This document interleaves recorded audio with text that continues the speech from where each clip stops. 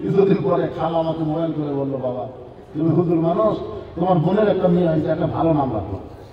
আমি বললাম, খালা একটা ভালো নাম মুখের থেকে সবসময় আসতেছে, নামটা হলো হাসিনা। খালা আমার 30 সেকেন্ড কথা কয় না, মোবাইল করতেছে। খালা কি হলো, তুই আলেন না জানেন? তোর কাছে একটা ভালো নাম শুনবার চাইলাম, আপনি খুনি হাসিনা নাম বলি। আমি তখন বললাম, ওরে বাবা রে, অন্তত 50 বছর কোন মেয়ে জন্ম নিলে এই বাংলাদেশে কেউ হাসিনা নাম সহজে রাখবে না। এখন বলেন তো, মরল কে? হাসিনা বেঁচে থেকেই বোঝা গেল। আর আবু সাঈদ দুনিয়া থেকে বিদায় নেওয়ার পরে পাড়ায় পাড়ায় আবু সাঈদের জন্ম হলো। গত বছর এই সময় বাংলাদেশে আমরা অনেকেই সুস্থ ছিলাম, কিন্তু মনের প্রশান্তি ছিল না। মনের মধ্যে একটা অশান্তি ছিল, অশান্তি। না জানি কি হয়, না জানি কি হয়, খালি ধরা পড়ার ভয়। ঠিক না বলে? কিন্তু দেখেন এই বছরে কিন্তু আর এই অশান্তি নাই, সকলের মনের মধ্যে একটা প্রশান্তি। যে আল্লাহ শারীরিক সুস্থতা এবং মানসিক প্রশান্তি লাভের জন্য আজকের এই কোরআন কারিমের মাহফিল আমাদের কবুল করলেন, আমরা সে আল্লাহর উপরে খুশি না বেজার? তাহলে জবান করে সমস্বরে সকলে বলবো, রব্বানা লাকাল হামদ হামদান কাসীরান তাইয়িবান মুবারাকান ফীহি। মাশাআল্লাহ। এই ছোট ছোট মানুষের বিশ্বাস নাই, কিছুক্ষণ পরে এটা ওটা শুরু হবে। কারণ অধিকাংশের সিজার করা, দরিখন কি করা, সিজার করা বাচ্চাদের ধৈর্য কম, অস্থির বেশি। এরা মোবাইল ছাড়া কান্নাও থামে না, মোবাইল ছাড়া ভাতও খায় না। এরা কিন্তু তালে ঠিক আছে, কিন্তু কিছুক্ষণ পরে থাকবে না, ঢুকে যাবে। ঢুকে যাবেন না আপনারা? থাকবেন? মাশাআল্লাহ, দেখা যায়। আমরা আল্লাহর প্রশংসা করলাম এই কারণেই যে জন্মগতভাবে আমরা মুসলমানের ঘরে আল্লাহ কবুল করেছেন। আমি যে আয়াতে কারিমা আজকে তেলাওয়াত করলাম, আয়াতকে সামনে নিয়েই আপনাদের সামনে আলোচনা হবে ইনশাআল্লাহ। তবে একটা কথা আমরা সকলে বিশ্বাস করি, আমরা এই জগতে ছিলাম না, আমরা আর একটা জগতে ছিলাম। বিশ্বাস করেন না? মনে নাই, মনে আছে, কিন্তু বিশ্বাস তো আছে। বিশ্বাস আছে না নাই? আবার আমরা এই জগতেও থাকবো না, আমরা আর একটা জগতে যাব। সেই জগতে যাওয়ার কথা বিশ্বাস হয়? হয়। তাহলে আমরা এসেছি থাকার জন্য না, যাওয়ার জন্য। এইটুকু মনে রেখে আসলে ইনশাল্লাহ, বেশি বোঝার দরকার নেই। সবাই বিশ্বাস করেন আমরা এসেছি থাকার জন্যে না যাওয়ার জন্যে? হ্যাঁ, এই মাহফিলে যেমন এসেছি, আমরা এক সময় চলে যাব, এই বিশ্বাস আমাদের আছে না নাই? এখানে কি আমরা সবসময় থাকবো? এখান থেকে আমরা চলে যাব, কোথায় যাব? বাড়িতে যাব। বাড়িতে যাওয়ার কোনো গ্যারান্টি নাই, কিন্তু আমরা যে কবরে যাব এই ব্যাপারে কোনো সন্দেহ নাই। আজকে যে সমস্ত ছাত্র জনতা এই বাংলাদেশের দ্বিতীয় স্বাধীনতার জন্য জীবন দিয়েছে এবং যারা আহত পঙ্গু অবস্থায় আছে, ওনারা অনেকেই কিন্তু স্মরণীয় বরণীয় মানুষ। এইটাকে সামনে নিয়েই আমাদের বগুড়াতে কোনো মানুষ যখন মারা যায়, বগুড়ার কথা বলতেছি, মরার সাথে সাথে যারাই শুনবে সঙ্গে সঙ্গে পড়ে ইন্না লিল্লাহি ওয়া ইন্না ইলাইহি রাজিউন। আপনাদের নাটোরের খবর কি? একই খবর, ঠিক না? মাশাআল্লাহ। আমরা আল্লাহর প্রশংসা এই কারণেই করব যে আমরা মুসলমানের ঘরে জন্ম নিয়েছি এবং মুসলমান হয়েই দুনিয়া ছাড়ব। বিশ্বাস হয় না? না হওয়ার ভিতরে কারণ আছে। আল্লাহ কোরআনে বলেন, ইয়া আইয়ুহাল্লাযীনা আমানু তাকুল্লাহা হাক্কা তুকাতিহি ওয়া লা তামুতুন্না ইল্লা ওয়া আনতুম মুসলিমুন। আল্লাহু আকবার। এখানে আল্লাহ শেষে কি বললেন? যে তোমরা মুসলমান না হয়ে মরো না। আপনারা বলেন তো, মুসলমান না হয়ে মরার কথা আল্লাহ বলেছেন, মুসলমান না হয়ে মরো না। এটা আমাদের জন্য সহজ না কঠিন?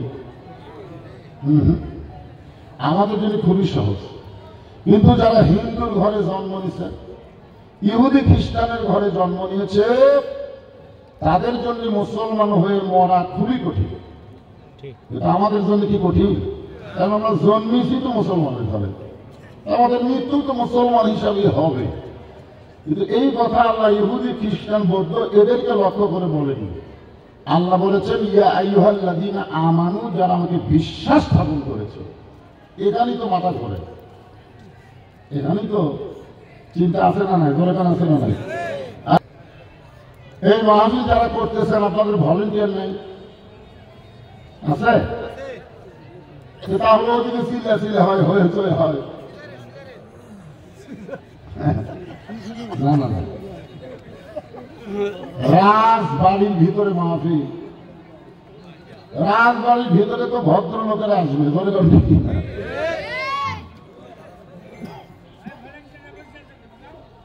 ওইখানে যাও, চিল্লা চিল্লি না করে হয় মাহফিলে বসবে, না হয় চলে যাবে। ধানের মধ্যে চিটা পাতানোর দরকার নাই। ধরে কার কথা ঠিক ছিল, ভাব একই। আপনি দেখবেন ধান আর চিটা পাতানো একই সাইজ না, একই সাইজ, কিন্তু আপনি কেন রাখবেন? ওগুলা রাখা লাভ কি? অল্প হলেও ভালো গল্প হবে যদি পরিবেশটা সুন্দর হয়। ধরে কার ঠিক কি না? পরিবেশটা সুন্দর হবে। বর্তমানে আমাদের বাংলাদেশের পরিবেশ খুব ভালো না? ভালো না।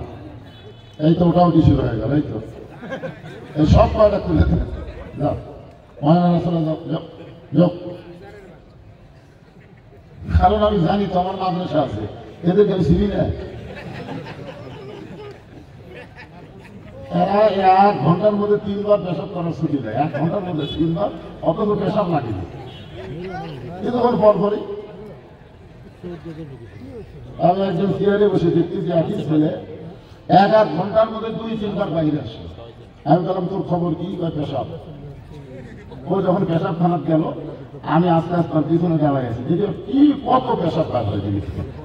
দেখি 1 ফোঁটাও পেশাব বাড়াইলে আমার দিকে তাকায় আমি বললাম, কারে কি খবর? মানে মাদ্রাসার বাচ্চাদের মধ্যে দুষ্টই হয়। তোমরা দুষ্টামি করবে, এখনো যাও, সময় আছে, আমার শুরু করি। হ্যাঁ যাও, যাও। শুনবে? আলহামদুলিল্লাহ, শুনলে ভালো।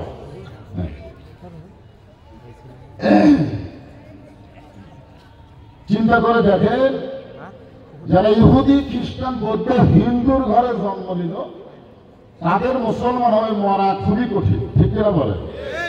এই আয়াতটা কিন্তু মুসলমানকে লক্ষ্য করে আল্লাহ বলতেছেন। তাদেরকে, ইয়া আইয়ুহাল্লাযীনা আমানু, যারা আমাকে বিশ্বাস স্থাপন করেছে, তাদেরকে লক্ষ্য করে আল্লাহ বলতেছেন যে মুসলমান না হয়ে তোমরা মরিও না। মুসলমানের ঘরে জন্ম নিলেই মুসলমান হয়ে মারা যাবে, এটা বলা যাচ্ছে না। কারণ একটা হিন্দু তার সন্তানকে জন্ম দিয়ে মুসলমানের বাড়িতে লালন পালন করতে দিচ্ছে। 10 বছর পরে হিন্দু তার সন্তানকে ফেরত দিয়েছে। আপনারা বলেন তো, এই সন্তান ভগবান কবে না আল্লাহ কবে? বুঝে শোনা শুনতেছেন আপনারা? খেয়াল করে কি বলবেন? আরো জোরে বলেন। জন্ম কে দিছে? হিন্দু, কিন্তু মুসলমানের পরিবেশে বড় হচ্ছে। আরেকটা হিন্দু জন্ম দিয়ে মুসলমানের বাড়িতে লালন পালন করেছে 10 বছর, আমার মুসলমান জন্ম দিয়ে হিন্দুর বাড়িতে লালন পালন করেছে 10 বছর। এখন বলেন তো, এই ছেলেটা এসে আল্লাহ কবে না ভগবান কবে? তাহলে কি বুঝলেন? যে জন্ম দিলেই হিন্দু মুসলমান হয় না, হিন্দু মুসলমান হয় পরিবেশের কারণে। বর্তমানে আমাদের বাংলাদেশে যে পরিবেশ চলতেছে, এটা কি সুবহানাল্লাহ না ইন্না লিল্লাহ?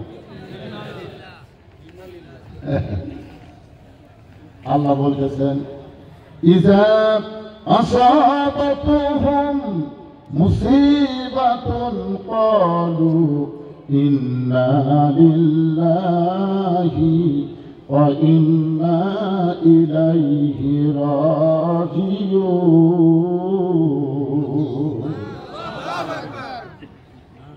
ইজা মানে যখন, আসাবাতুহুম মুসিবা তোমাদের উপরে বিপদ আপদ মুসিবত আসবে, ক্বালু তখন তোমরা বলবে ইন্না লিল্লাহি ওয়া ইন্না ইলাইহি রাজিউন। এখন বলেন তো আমরা মানুষ মরার পরে কেন বলি? এইটা তো আসলে বিপদ আপদ মুসিবতের আয়াত, ঠিক কিনা বলেন? কিন্তু মানুষ মরার পরে আমরা কেন বলি? কি জন্য বলেন? আপনি বলেন না, মানুষ মরার খবর শুনে বলেন কি বলেন? তো কেন বলেন? মসজিদের মধ্যে আপনি ঢুকতেছেন ডান পা দিয়ে, কেন ঢুকলেন ডান পায়ে? আপনার জানার দরকার আছে না নাই? মসজিদ ঢোকার সময় একটা দোয়া পড়লেন, আল্লাহুম্মা আফতাহলি আবওয়াব রাহমাতিক, কেন দোয়া পড়লেন? জানার দরকার আছে না নাই? আপনার কি জানেন? খালি পড়ি ঠিকই জানি না। যে ছাত্র পড়ে ঠিকই বোঝে না, ওই ছাত্র পরীক্ষাতে জীবনেও পাশ করবে না। পড়ে ঠিকই বোঝে না, পড়ে ঠিকই বোঝে না, খালি পড়ে। সারা জীবন যদি কেউ বলে পড়ে চোর ধরো চোর ধরো চোর ধরো চোর ধরো, কিন্তু কোনোদিন চোর ধরে না। এরকম চোর ধরো পড়া পড়া কোনো লাভ হবে না? চোর ধরা লাগবে, চোর ধরা লাগবে। আজকে আমাদের বাংলাদেশে এরকম বহু পড়া আছে, পড়তেছে, কিন্তু পড়ার পরে তার চরিত্রের মধ্যে কোনো পরিবর্তন হচ্ছে না। আগে যা ছিল তার চাইতে বেশি খারাপ। ছোটবেলায় বসে থেকে পেশাব করতেছিল, এখন আই দিয়ে পাস করে ডানায় পেশাব করে। এই তো লেখাপড়া করার পরে চরিত্রের পরিবর্তন হয়েছে। আগে বসে থেকে করতেছিল, এখন খাড়া হয়ে আমার। কি বুঝতে চান? শোনেন, বর্তমানে আমাদের বাংলাদেশের যে পরিবেশ বর্তমানে চলতেছে, এটা কেমন পরিবেশ? যে এখানে আমরা সবাই বসে আলোচনা শুনতেছি, ওই সাইডে কতগুলো ডানায় আছে। ওরা কি কাফেরের বাচ্চা? ওরা কার বাচ্চা? মুসলমানেরই বাচ্চা। অথচ আল্লাহ কোরআনে বললেন وقال الذين كفروا لا تسمعوا لهذا القرآن والقوا فيه لعلكم تغلبون। কারণ কোরআন শরীফ আপনি সারা জীবন পড়েন, সারা জীবন আপনি পড়েন, কোনো লাভ হবে না। অনেকে বলে কোরআন শরীফ পড়লে প্রতি অক্ষরে 10 টাকা করে নিতে হয়, হুজুর লাভ হবে না কেন? লাভ হবে। একজন 2 মণ আলু বিক্রি করতে আসছে, আরেকজন যা বলছে যে ভাই কতটুকু আছে, বলে 2 মণ, আমি 2 মণই নেব। আলুওয়ালা খুশি হয়ে গেছে, আলহামদুলিল্লাহ। 1 সাত 2 সাত করে বিক্রি করতে অনেক সময় লাগবে। তুমি যখন 2 মণ নিবা, আমারও 2 মণ আছে, নিয়ে নাও। তবে না হুজুর, না পেতেন তাই বাড়ি যাবে, ভাই কম হবে না, তাই না? বিশ্বাস নেই, না পেতেন। মাফ করে হয়ে গেল 2 মণ 2 সাত। তো খরিদ্দার বলতেছে আমি তো 2 মণ নিবার চাইলাম, কিন্তু 2 সাত বেশি হলো। আলুওয়ালা বলতেছে দাম দেওয়া লাগবে না, খাও। এই 2 সাত তুমি এমনি এমনি নাও। তখন একটা গামছা নিয়ে 2 সাত টুকরা বান্ধা পাই, ভাই আমি চাই 2 সাত হলে আমার 1 সপ্তাহ চলবে। আপনার বলেন তো আলুওয়ালা আলু দিবি না ছাপড়া বান্ধব? কি বলবে যে তুই 2 মণ নিবি বলে আমি 2 সাত করে ভাও দেব, তুমি 2 মণই নিবি না, 2 সাত নিয়ে যাবি। আজকে আল্লাহ কোরআন দিল কেন? আর আমরা কোরআন থেকে নিচ্ছি কি? প্রতি অক্ষরে 10 টাকা করে লিখি। সারা জীবন যে কোরআনের বিরুদ্ধচারণ করেছে ও মরে গেছে, আর রোহের মাথাতে আমরা কোরআন খতম দিয়ে দোয়া করতেছে, আল্লাহ ওর জান্নাত দাও। ফেরেশতাটা আল্লাহ এটা কোন দেশ? কোরআন কি মরা মানুষের জন্য না জীবিত মানুষের জন্য? আল্লাহ বলতেছেন আমি কোরআন নাজিল করেছি জীবিত মানুষের হেদায়েতের জন্য। বলেন সুবহানাল্লাহ। যালিকাল কিতাবু লা রাইবা ফীহি হুদাল লিল মুত্তাকিন। জীবিত মানুষের হেদায়েতের জন্য জীবন ব্যবস্থা স্বরূপ মুত্তাকির জন্য আল্লাহ কোরআন তাআলা কোরআন নাযিল করেছেন, বলেন সুবহানাল্লাহ। এখন একটু খেয়াল করেন, প্রতি অক্ষরে 10টা করে লিখে আছে না নাই? এই লিপিটা আল্লাহ কখন দিবে? 2 মণ আলু নিলে তো 2 সের ফাও দিবি না, 2 মণ না নিয়ে 2 সের দিবেন। তাহলে কোরআনের প্রতি অক্ষরে লিখে আল্লাহ কখন দিবে? যখন আমরা কোরআন মোতাবেক পরিবেশ, সমাজ, রাষ্ট্র যখন চলবে, ঠিক তখনই প্রতি অক্ষরে আল্লাহ 10টা করে নেকি দিবে। এখন আপনারা ভাবতেছেন হুজুর তাহলে আমরা কি কোরআন পড়া বন্ধ করে দিব? কোনো লাভ নাই। আমি বললাম রহমাননগরে দেখছি, ওই বাড়ির গেটের কাছে একটা ময়না পাখি ছিল, ময়না পাখি। কেউ গেট খুললি ও বলতো সালাম আলাইকুম, যাই খুলুক 10 বার খুললেও প্রত্যেকবার গেট খোলার সাথে আর কানের সাথে একটা শব্দ সেট করা আছে, গেট খুললি সালাম আলাইকুম। একটা কুত্তা মাথা দিয়ে গেট খুলছে, সালাম আলাইকুম। আপনার বলেন তো এই ময়না পাখিতে সালাম দিচ্ছে, ওই যে সালামের উত্তর বোঝে? কথা পায় না, বোঝে? আজকে আমরা হচ্ছে ময়না পাখির মতন। ডান ভাই কেন মসজিদে ঢুকি এটাও জানি না, মসজিদ ঢোকার সময় দোয়া পড়ি তারও অর্থ আমরা জানি না। মসজিদ থেকে বের হওয়ার সময় একটা দোয়া পড়ে আল্লাহুম্মা ইন্নী আসআলুকা মিন ফাদলিক, যদি বলা হয় এই অর্থ ঠিক আছে জানি না, সব খালি জানি না। কি মানুষ বললে কেন ইন্না লিল্লাহ বলেন কেন? জানি না। তো জানি না তো বলেন কেন? জীবন জানার দরকার আছে না নাই? কথা বলেন, জানার দরকার আছে না নাই? আল্লাহ যেখানে স্পষ্ট করে বলে দিচ্ছে ইজা আসাবাতুহুম মুসিবা, যখন তোমাদের উপরে বিপদ আপদ মুসিবত আসবে তখন তোমরা ইন্না লিল্লাহ বেশি বেশি করবা। এটা কার কথা? হাসিনার 15.5 বছর যা ইচ্ছা তাই করে গেল, একটা বারো তো ইন্না লিল্লাহ বলেননি। আজকে বিএনপি নেতারা, জামাত ইসলামেরা বহু কথা বলতেছে, কিন্তু 15.5 বছরকে একটা কথা কথা কোন জায়গা যে লুকে আসছিল খুঁজে পাওয়া যায়নি। আজকে শোনেন, তাহলে একটা কথা আমাদের মতন আলিমের মুখে বাড়াছে যে একদল খেয়ে গেছে আর একদল খাবি। তাহলে একটা কথা, কোন দলের নাম কথা তোরা খেলবো কেন? এরা যে বলতেছে আর কোরআনের মাহফিলে বাধা হবে না, ভুয়া কথা। হকের পক্ষে কথা বললে যারা হকের বিরুদ্ধে চরণ করে তাদের কলিজা রাখবেই, সে দেব করুক, ধরে কথা ঠিক না, ভুয়া কথা। ঘরের মধ্যে কে রেখে কলা খাইনি, কলার কথাই তো নেই, কলা খাসবি। ব্যাপারটা হলো 15.5 বছর আমরা বিপদে ছিলাম, আগামীতে এই বিপদে যেন না পড়ি, এই জন্য ইন্না লিল্লাহর উপর আজকে ফাঁসি হবে। কি বল? হ্যাঁ, নামের মধ্যে ইসলাম আছে, নামের মধ্যে ইসলাম আছে, একটা সামান্য নামের মধ্যে ইসলাম আছে। আর উনি বলে রাজনীতির মধ্যে কোন ইসলাম নেই, ইসলামের সাথে কোনো রাজনীতি নেই। এরে পাগলা, তুই একটা সামান্য নামের মধ্যে ইসলাম ঢুকাছ, আর এত বড় বিশাল একটা নীতি রাজনীতি, তার মধ্যে ইসলাম নেই। এখন যদি ইসলাম নিয়ে আমরা কথা বলি, এত আসর আসেনি, একটা দলের প্রচার করতেছে। কোন দলের? কোন দলের প্রচার? কোন দলের নাম ধরবেন না খবরদার। এখানে কোন দলের প্রচার করতেছি, আল্লাহর কোরআনের হক কথা শুনতে পাচ্ছি। কোন দলের প্রচার না, যদি কোন দলের পক্ষে যায় প্রচার এমনি হবে। সে যদি আল্লাহর কোরআনের দল করে তাহলে তার পক্ষে যাবে, আর সে যদি মানুষের দল করে তার বিপক্ষে যাবে। এখানে তো চিল্লা চিল্লি করে কাম হবে না। ইসলামের রাজনীতি নাই, সেটা মূলক বাপ দেয়। তুমি কত বড় বাপের বেটা হচ্ছ? আল্লাহ নিজেই বলেছেন আমার কোরআনে হাত দিবে, হাত দিবে। ইন্না নাহনু নাযালনা যিকরা ওয়া ইন্না লাহু লাহাফিজুন। আমি আল্লাহ তাআলা কোরআন হেফাজতের দায়িত্ব নিজেই নিয়েছি। সুবহানাল্লাহ।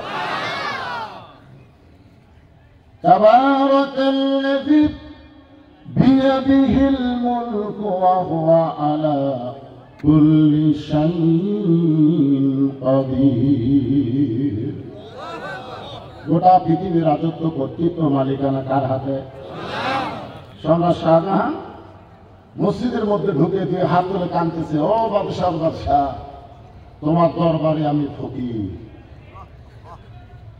বাংলাদেশের মতন 50টা দেশের বাদশা ফকির হয়ে আল্লাহকে বাদশা বিশ্বাস করে চোখের পানি বের করে কাঁদতেছে। এখন বলেন সম্রাট শাহজাহান যাকে বাদশা বানালো তিনি কে? বাদশার এক নাম হলো রাজা, আর রাজার নীতির নামই হলো রাজনীতি। তাহলে আল্লাহর নীতি হলো রাজনীতি, আর শাহজাহানের নীতি হলো ফকরা নীতি। বলেন কি নীতি? ও বাদশার বাদশা, তোমার দরবারে আমি কি? তাহলে মানুষের নীতি হলো ফকরা নীতি, আর আল্লাহর নীতি হলো রাজনীতি। তাহলে কেমনে তুমি বলো ইসলামের রাজনীতি নাই? এরে পাগলা, ইসলামই তো হলো রাজনীতি। ইসলামের বাইরে যত নীতি সব হলো ফকরা নীতি। নীতি না, সব হলো ভণ্ড নীতি, সব হলো শয়তানের নীতি। খালি আছে গোটা কোনই তো রাজনীতি। ভিতরে না ঢুকে বাইরে থেকে চিল্লে তাহলে হবে? আপনি ভিতরে আসেন, ভিতরে ঢোকেন। আগামী ঢুকলে হবে না, পুরোপুরি ঢোকা লাগবে। আপনি শীতের দিনে ল্যাপেতে অর্ধেক ঢোকেন না পুরোই ঢোকেন? মনে করতেছেন না ঠিক আছে 12,000 টাকার কম্বল গোটা শরীর দিব, কাম খালি বার করে দেবো। দেখেন কিছুদিন পর মশা যখন শুরু হবে তখন মশারির মধ্যে কি গোটালি ঢুকবে না অর্ধেক ঢুকবে? কথা কয় না। গোটা শরীরে মশারির মধ্যে আছে, গেলে হাতটা বার করে ধরেন, দেখি তো মশা কি করে, চুমা খায় না কামড় দেয়। আপনি যখন লুঙ্গি পরছেন তখন কি লুঙ্গি অর্ধেক পরছেন না পুরোপুরি পরছেন? আপনি যে ফুল প্যান্ট পরলেন, এই ফুল প্যান্ট কি অর্ধেক পরছেন না পুরোপুরি পরছেন? আপনি যখন ভাত খাবার বসলেন তখন কি পুরো পেটে খাচ্ছেন না অর্ধেক পেট খাচ্ছেন? কথা কয় না। তাহলে সব জায়গায় পুরোপুরি, তাহলে ইসলামের ব্যাপারে ছাড়াছাড়ি, এইটা তো ইসলাম দিবে না ভাই। এই জন্যে ইজা আসাবাতুহুম মুসিবাতুন ক্বালু, সকলে পড়েন ইন্না লিল্লাহি ওয়া ইন্না ইলাইহি রাজিউন।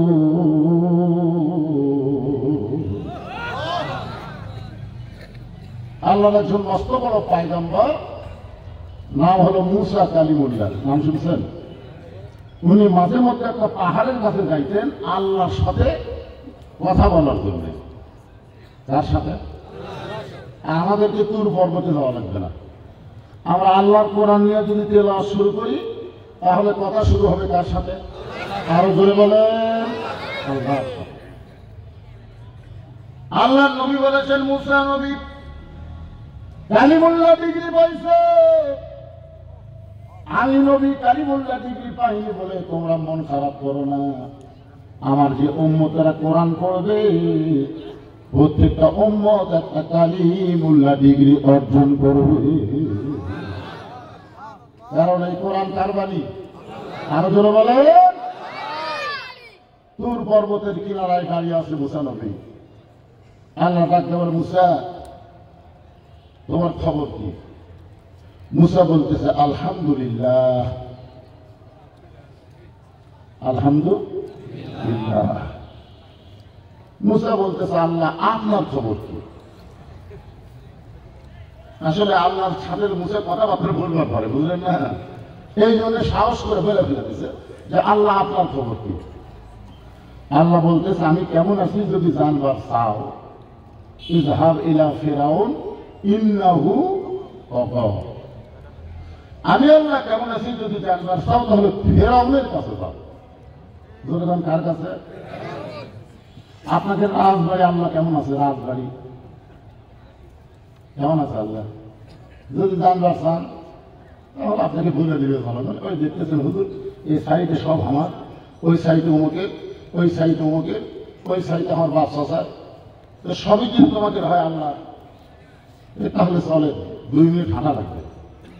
মসজিদের সামনে গিয়ে বলতেছে এখানে আল্লাহ কিছু ছিল না, আমাকে অমুক এখানে 10 শতক জায়গা আল্লাহ দিচ্ছে, আর আমরা টাকা পয়সাতে আল্লাহকে একটা ঘর বানিয়ে দিচ্ছি। ফেরেশতারা বলতেছে আল্লাহ এই দেশের নাম কি? আল্লাহ বলতেছে এই দেশের নাম হলো বাংলাদেশ। ওই দেশে মানুষের আইন যতদিন চলবে আমি আল্লাহর চাইতে গরিব কেউ থাকবে না। কারণ শুধুমাত্র মসজিদ আল্লাহকে দিয়া বাদ বাকি সব নিজের নামে করে নিয়েছেন। এটা হলো অমুকের এরিয়া, এটা অমুকের এরিয়া, এটা অমুকের এরিয়া, আর আল্লাহ মসজিদ। এই মসজিদের মধ্যে যখন যাবে তখন আওয়ামী লীগ, বিএনপি, জামাত, জাতীয় পার্টি সব এক কাতারে খাড়া হবে। একজন আওয়ামী লীগ যদি আরেকজন সামনে যায়, একটা জামাত পর্যন্ত টান দিয়ে কাতার উঠে এটা তো চোখ নাই সামনে আসবে। আওয়ামী লীগকে টান দিল দিকে তাকাবে না, পায়ের নিচের দিকে তাকাই বলবে আমি খেয়াল করিনি ভাই। ফেরেশতারা বলবে আল্লাহ 2 দল 14 দল ভাঙ্গে এক কাতার তোমার মসজিদে হয়। আল্লাহ বলে মসজিদ যেমন আল্লাহর বিশ্বাস করেছে এমন বিশ্বাস যেদিন গোটা বাংলাদেশ করবে সেদিন মসজিদের নিয়ম বাংলাদেশের সব জায়গায় চালু হয়ে যাবে। আজকে শুধু মসজিদে আল্লাহ আছে না, সব জায়গাতে আছে। কথা বলেন। 2 বেনামাজি গন্ডগোল লাগে বলতেছে বিশ্বাস যদি না করিস মসজিদ ছেড়ে পড়ে, জীবনে নামাজ পড়ে না কিন্তু মসজিদ ছবি। আমি বললাম কেন ভাই তোরা নামাজ পড়িস? নামাজ না পড়লে কি হবে? হুজুর মসজিদ আল্লাহর ঘর বিশ্বাস করি, মসজিদ আল্লাহর ঘর, তাহলে এই জায়গাটা। এই জন্য মসজিদের মধ্যে আমরা সব দল এক কাতার হই, আমাদের মধ্যে কোনো দলাদলি থাকে না। সমাজের মধ্যে আসলে আমরা দলাদলি করি, আমরা এক কাতারে দাঁড়াবার পারি না। এটাই হলো ইন্নালিল্লাহ, এটাই হলো মুসলমানের সবচেয়ে বড় বিপদ। আল্লাহ বলেছেন ওয়াতাসিমু বিহাবলিল্লাহি জামিআ ওয়া লা তাফাররাকু। তোমরা আল্লাহ নবীর ব্যাপারে, ঈমান ইসলামের ব্যাপারে, আল্লাহর কোরআন হাদিসের ব্যাপারে তোমরা দলাদলি করো না, তোমরা এক কাতার হও। কার কথা? জোরে বলা লাগবে। এটা কি আমার বাপ দাদার পিছে বলতেছি? কিছুক্ষণ পরে আল্লাহ বলে মুসা আমার মনে হয় তুমি কিছু বলবার চাও। মুসা বলতেছে আল্লাহ একটা জিনিস বলার জন্যই বাড়ি থেকে বের হয়েছি কিন্তু সাহস পাচ্ছি না। আল্লাহ বলে মুসা সেটা আবার কি? মুসা বলতেছে আল্লাহ আমার মনের মধ্যে একটা জিনিস সবসময় খেয়াল হয় যে আমার যা আছে তোমার তা নেই। আল্লাহ মুসা এরকম খেয়াল কেন হয়? কিছুদিন হলে হচ্ছে বেড়ান ঢুকছে আমার মধ্যে। আল্লাহ বলে সেটা কি কথা? কথাটা হলো আমার মৃত্যু আছে কিন্তু আপনার মৃত্যু নাই। আল্লাহ বলছে ঠিকই তো তাই রে। মুসা বলতে তাহলে এই জন্যই আমি চিন্তা করতেছি যে আমি মরার যে একটা স্বাদ এটা আমি পাবো, কিন্তু আপনি আল্লাহ পাবেন না। আপনার বলেন তো মরার কোনো স্বাদ আছে? নাই। মরার কি আছে? কষ্ট আছে। কথা কে বলছে আপনাদের? এই ভুয়া কথা আপনাদের কে শোনালো যে মরার কষ্ট আছে? এখানে আল্লাহ কষ্ট বলে দিচ্ছেন কুল্লু নাফসিন যায়কাতুল মাউত। জায়গা শব্দের অর্থ কি? কষ্ট। আজকে শুনে নেন, জায়গা শব্দের অর্থ হলো মজা, জায়গা শব্দের অর্থ হলো স্বাদ। প্রত্যেকটা নষ্টকে মৃত্যুর স্বাদ গ্রহণ করা লাগবে। এখন তরকারির স্বাদ আপনারা বুঝেন না? গোস্ত তরকারি, মাছের তরকারি, সব তরকারি একটা আলাদা স্বাদ আছে না? নাই ধরে ঠিক মৃত্যুর এমন একটা স্বাদ আছে যে স্বাদ মুসা পাবে কিন্তু আল্লাহ পাবে না। আল্লাহ বলে মুসা মৃত্যু তোমার কাছে কেমন মনে হয়? মুসা বলতেছে আল্লাহ দুনিয়ার জীবনে যত নিয়ামত দান করেছেন তার মধ্যে উত্তম নিয়ামতের নাম হলো মৃত্যু। সুবহানাল্লাহ করেন না তো? মানে আপনার মরবে চাচ্ছেন না তো? মরার কথা শোনা সুবহানাল্লাহ আসে হুজুর। যে বাড়ি বানাচ্ছেন আজকে মসজিদের উন্নয়ন কল্পে মাহফিল করা লাগতেছে, ঠিক না? কথা বলেন। উমুকের বাড়ির উন্নয়ন কল্পে কোনো মাহফিল দিচ্ছেন? গোটা না করলে 7 তলা 5 তলা হলো, কোটি কোটি টাকা খরচ করে বাড়ি করলো। তুমি কোনো একটা মাহফিল করছে যে ভাই আমি বাড়ি করতে করতে আটকে গেছি, ভাই আমি তোমাকে দু একটা মাহফিল করে একটু সিমেন্ট রস খাই, জন্ম দিবি? তোমার বাড়ি করতে তুমি কোনোদিন মাহফিল করলা না। তোমার বাড়ির জন্য তুমি কোনদিন ভিক্ষা করলে না, আর আল্লাহর ঘরের জন্য তোমার ভিক্ষা করা লাগতেছে। মুসলমান, কত বড় সুযোগ আল্লাহ দিয়েছে যে আমার ঘর বানাই দিবে, আমি আল্লাহ তাকে জান্নাতে একটা ঘর বানাই দিব। কত বড় সুযোগ! তাহলে আপনি এত বড় বাসা করলেন, আর আল্লাহর ঘরের জন্য আপনার কাছে ভিক্ষা করা লাগতেছে। তার মানে পাকিস্তানে একটা ক্রিকেটার নাম হল শহীদ আফ্রিদি, নাম শুনছেন আপনারা? 19টা মসজিদ বানানোর পরে তারপরে উনি তার বাড়ি বানাচ্ছে। আগে আল্লাহ 19টা মসজিদ বানাচ্ছে, তারপরে বাড়ি বানাচ্ছে। যে আল্লাহর বাড়ি না করে আমার নিজের বাড়ি কেমনি করবো? যে ঘর করলে আল্লাহ জান্নাতে একটা ঘর দিবে, আগে সেটাই বানার লাগবে। এরা হলো মুসলমান। জোরে জোরে কথা ঠিক কি না? মসজিদের কাম করতে আটকে গেছে, এখন কোটিপতির কাছে গেছে, ভাই 5 বছর সিমেন্ট দেন, আমার হাত দিয়ে টান ভাই দিই, আমি 5 তলা রড 3 বেলা আটকে গেছি ভাই। ওর কান্দে ধরে থাকে আল্লাহ, এই শয়তানে কান্দ থাকবে না। আর কান্দ ফেরুন দেখবো কি? তোমার ঘরে নিয়ে 10 বছর সিমেন্ট তলা গেছে, আর এই বেটাকে এখন আটকে গেছি। যে বাড়ির তুমি থাকতে পারবো না, তোমার থাকার কোনো গ্যারান্টি নেই। দরকার কথা ঠিক না? তার চাইতে বড় বিপত্তি যে দুনিয়াতে আসার পরে থাকতে চায় না। মুসা বলতেছেন, আল্লাহ মৃত্যুর চাইতে কোনো বড় নিয়ামত আমি পাই নাই। আল্লাহ বলে, মুসা মৃত্যু তোমার কাছে কেমন মনে হয়? মুসা বলতেছে, আল্লাহ 3 কারণে মৃত্যুটা আমার কাছে সবচাইতে বড় নিয়ামত মনে হয়। যেরকম কারণ কয়টা? 1 নম্বর কারণ হলো, তুমি যে এত সুন্দর জান্নাত আমার জন্য বানায় রাখছো, সেই জান্নাতে যদি যাবার চাই, তাহলে মরা ছাড়া জান্নাতে যাওয়ার কোন রাস্তা নাই। আপনারা কে বিশ্বাস করতেছেন যে না মরা জান্নাতে যাবেন? এরকম একটা লোক আছে? জান্নাতে যাবার গেলে মরা লাগবে রে ভাই। আপনি যে জান্নাত চাচ্ছেন, আল্লাহুম্মা ইন্না নাসআলুকাল জান্নাতা ওয়া নাউযু বিকা মিনান নার, দোয়া করেন না রমজান মাসে বেশি বেশি?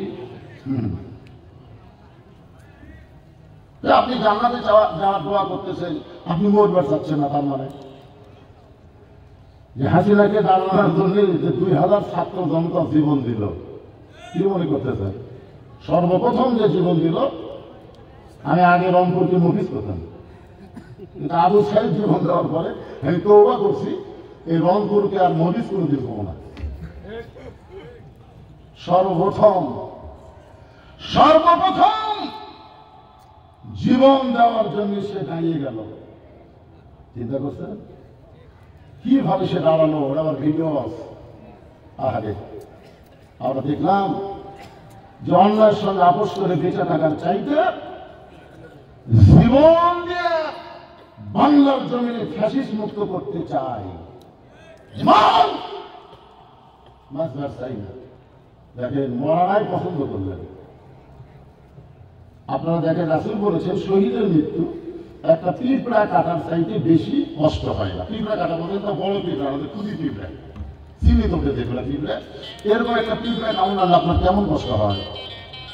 খুব কষ্ট হয়। চুলকা চুলকে একটু চুলকানো ওঠে আর কি। আপনারা দেখছেন ভিডিও, আবু সাহেবকে যখন প্রথম গুলি করলো, আমি এই ভিডিওটা কয়েকবার দেখছি। একবারে কাছে নিয়ে এসে দেখছি, দূরে গিয়েও দেখছি। একটা ভালো গুলি লাগার পরে ও বাবারে মারে চিল্লে উঠে দেখি, বরং গুলি লাগার পরে আরো 2 ধাপ সামনে আছে। আবার যখন গুলি করলো তখন কিন্তু সে দাঁড়ায় আছে। আবার যখন গুলি করলো তখন 2 বন্ধু এসে ধরলো, চট করে ধরলো। এখান থেকে বোঝা গেল যে আল্লাহর জন্য বাতিলের বিরুদ্ধে জীবন দেওয়া এটা সাধারণ মৃত্যু নয়, এটা হলো শাহাদাতের মৃত্যু। আপনাদের না ধরেও তো 4-5 জন জীবন দিচ্ছে, যাইনি ভাই? মুসা আলাইহিস সালাম বলতেছে, আল্লাহ এত সুন্দর জান্নাত বানায় রাখছেন, সেই জান্নাতে যদি যাবার চাই, মরা ছাড়া জান্নাতে যাওয়ার কোন রাস্তা। লাইলাতুল মিরাজ আমাদের নবী একটা মসজিদের মধ্যে 2 রাকাত নামাজ পড়াইছে।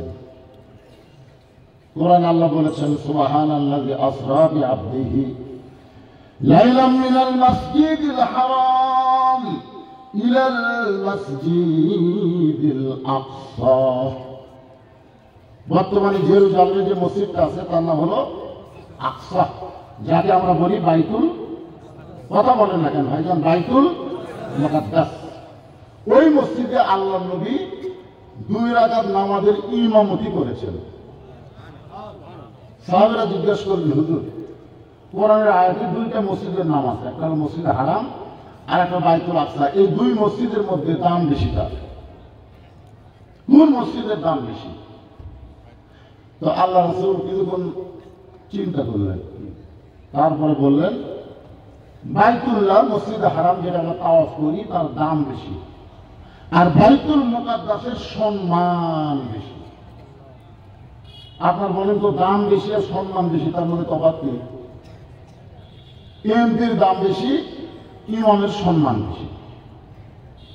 জুমার দিন এমপি হোক মন্ত্রী হোক কাতারত বসো, আর ইমাম সাহেব মেম্বরত বসে, কথা কন না কেন? ইমাম সাহেব মেম্বরে বসে, সবার উপরে ইমাম বসে থাকে, এরকম লোক ঘটায়। মন্ত্রী মাথা নিচু করে আছে, এমপি মাথা নিচু করে আছে, আর কেউ মাথা খাড়া করা পারে না।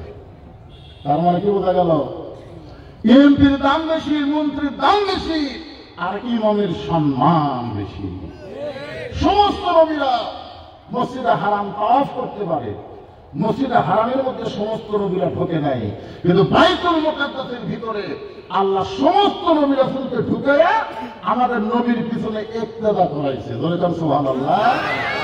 তখন থেকে আমাদের নবীর ডিগ্রি কি হলো? ইমামুল আম্বিয়া। নবীর উম্মত হিসাবে এটা জানা দরকার ভাই। ইমামুল আম্বিয়া, ইমামুল মুরসালিন। আল্লাহ নবী 2 রাকাত নামাজ শেষ করলেন। জিবরাইল বললেন, রাসূলুল্লাহ আপনার পিছনে যারা নামাজ পড়লো আপনি কি তাদের চেনেন? রাসূল বললেন, আমি কাউকে চিনি না। এরা কারা? ফেরেশতা জিবরাইল বললেন, 1,24,000 পয়গম্বর রাসূল, আজকে তারা মুসল্লি হলো, আল্লাহ আপনাকে ইমাম বানায় দিল। নবী তখন চমকে বলতেন, জিবরাইল ভাই আমি একটু নবী রাসূলকে দেখতে চাই।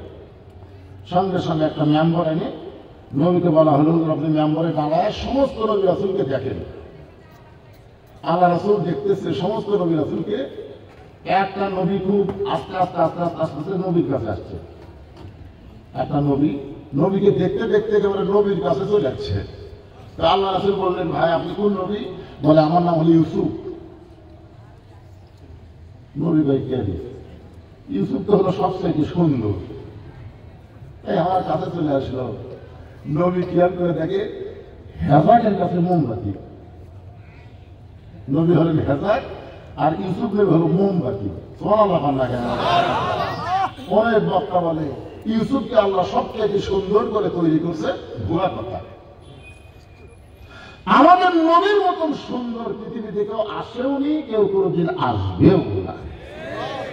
400 গ্রহ তারা তারি নূরের ইশারা, নূরে যে অন্ধকারে ডুবিত এই ধরনী।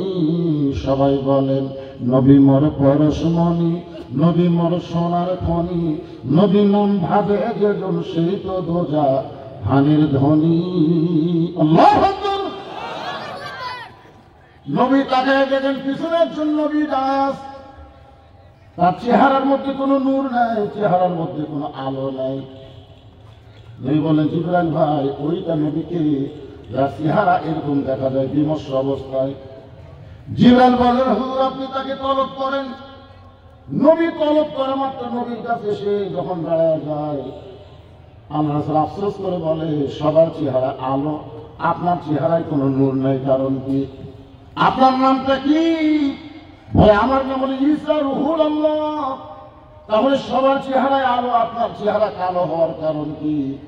ঈসা কান্দের বলে, সমস্ত নবী রাসূল জান্নাত থেকে আপনার পিছনে নামাজ পড়তে আইছে, কিন্তু আমি জান্নাত থেকে আসতে পারি নাই, আমি 4র্থ আসমান থেকে আপনার পিছনে নামাজ আদায় করলাম। নবী বললেন, আপনি কেন জান্নাতে গেলেন না?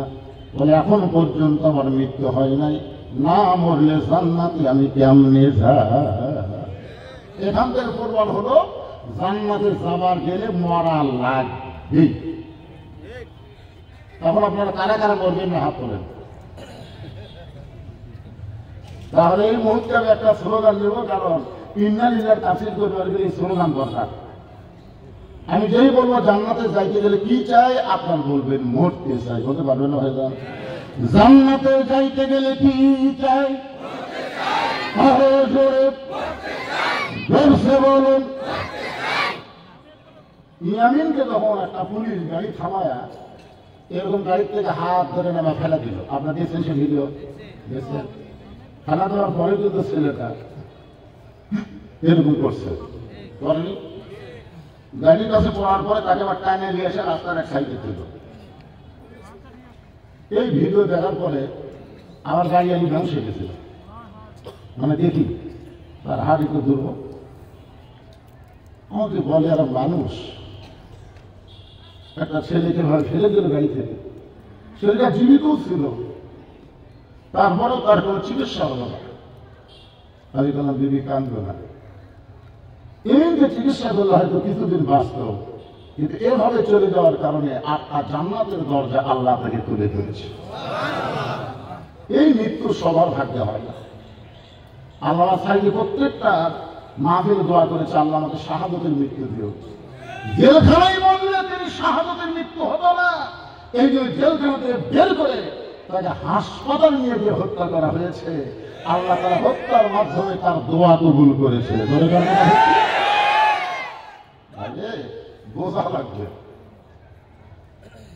আমি যেই বলবো জান্নাতে যাইতে গেলে কি চাই, সবাই জবান খুলে বলবেন মরতে চাই। বলতে পারবে না ভাইরা? জান্নাতে যাইতে গেলে কি চাই? আরো জোরে জোরসে বলুন। আপনার মনে করতেছেন এই মাহফিল এখানেই থাকতেছে? এই ভিডিওর মাধ্যমে এই মাহফিল ভারতের মধ্যে গেছে। ভারতের লোকেরা দেখে ভাই কেরি বাংলাদেশের হাজার হাজার জনগণ মরবে ভাই, তাহলে তখন মুদির কোনো পাওয়ার নাই। ভগবানকে নিয়ে তুমি লাফালাফি করো না মুদি। তুমি আল্লাহ পাওয়ার দেখো নি? আমেরিকারা দেখেছে যখন দাবাবন ছয় করলো, আমেরিকা গোটা যখন গ্রাস করতেছে আগুন, তখন আমেরিকা সরকার মুসলমানের দ্বারস্থ হয়ে বললো ভাই আমাদের যত প্রযুক্তি ছিল সব প্রযুক্তি দিয়ে আগুন খালি বাড়ে, আগুন নেবে না। তো মুসলমানরা আমরা কি করবো? আগুন দেব। এরে ঈশ্বরের দল, গড়ের দল, জানিস না? মুসলমান যখন কানে হাতে আজান শুরু করলো, যতদূর পর্যন্ত আগুনের শব্দ যায় ততদূর পর্যন্ত আগুন নিভে যায়। ধরে ধর সুবহানাল্লাহ।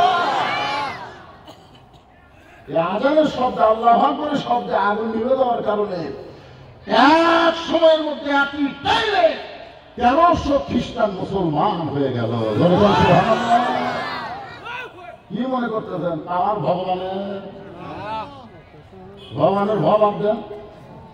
ভগবানের কোন অর্থ বিষয় নাই। ভগবানের ভাব আছেন মানে বললে দুনিয়ার কোন মানুষ চায় না। বা বাদ দিলে নো ভগবান নেই। আর সেইটা নিয়ে আমাদের বাংলাদেশের আসে এক ফাটাকেষ্ট মিঠুন চক্রবর্তী আমার ফেসবুকে স্ট্যাটাস দেয়, আমরা 3 দিকে ভারত, একদিকে বাংলাদেশের সাগর, আমরা ইচ্ছা করলে 15 দিনের মধ্যে বাংলাদেশ দখল করবো। 15 দিনে দখল করবো না 15 দিনে কি হবে সেটা দেখা থাক। কি মনে করতেছে যে যুবকেরা জীবন দেওয়া শিখেছে? বিশাল বড় বিএনপি জামাত যখন আত্মগোপন করলো, তখন ছেলেরা দেখল জীবন দেওয়া ছাড়া অন্যায়ের মোকাবেলা করা যাবে না। ধরে কোন কথা ঠিক কি? আজকে না ধরে যারাও জীবন দিয়েছে, গোটা বাংলাদেশের 2000-এর উপরে ছাত্র জনতা জীবন দিল এবং প্রায় 20,000 ছাত্র জনতা আহত কম অবস্থায় আছে। জোরে বলেন কথা ঠিক কি না? আজকে সমন্বয়কের মাহফিল চলতেছে, একটু মনোযোগ দিয়ে শুনবেন। আজকের বিষয় হলো ইযা আসাবাতুহুম মুসিবাতুন ক্বালু ইন্না লিল্লাহি ওয়া ইন্না ইলাইহি রাজিউন।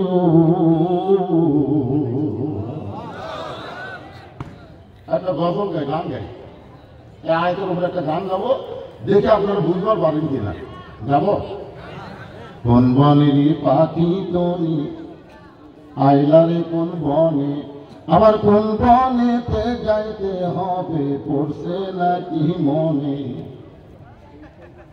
কোথায় আমি ছিলাম ভাইরে, কোথায় আসিলাম, আবার কোথায় যাব আমি ভুলে যে গেলাম।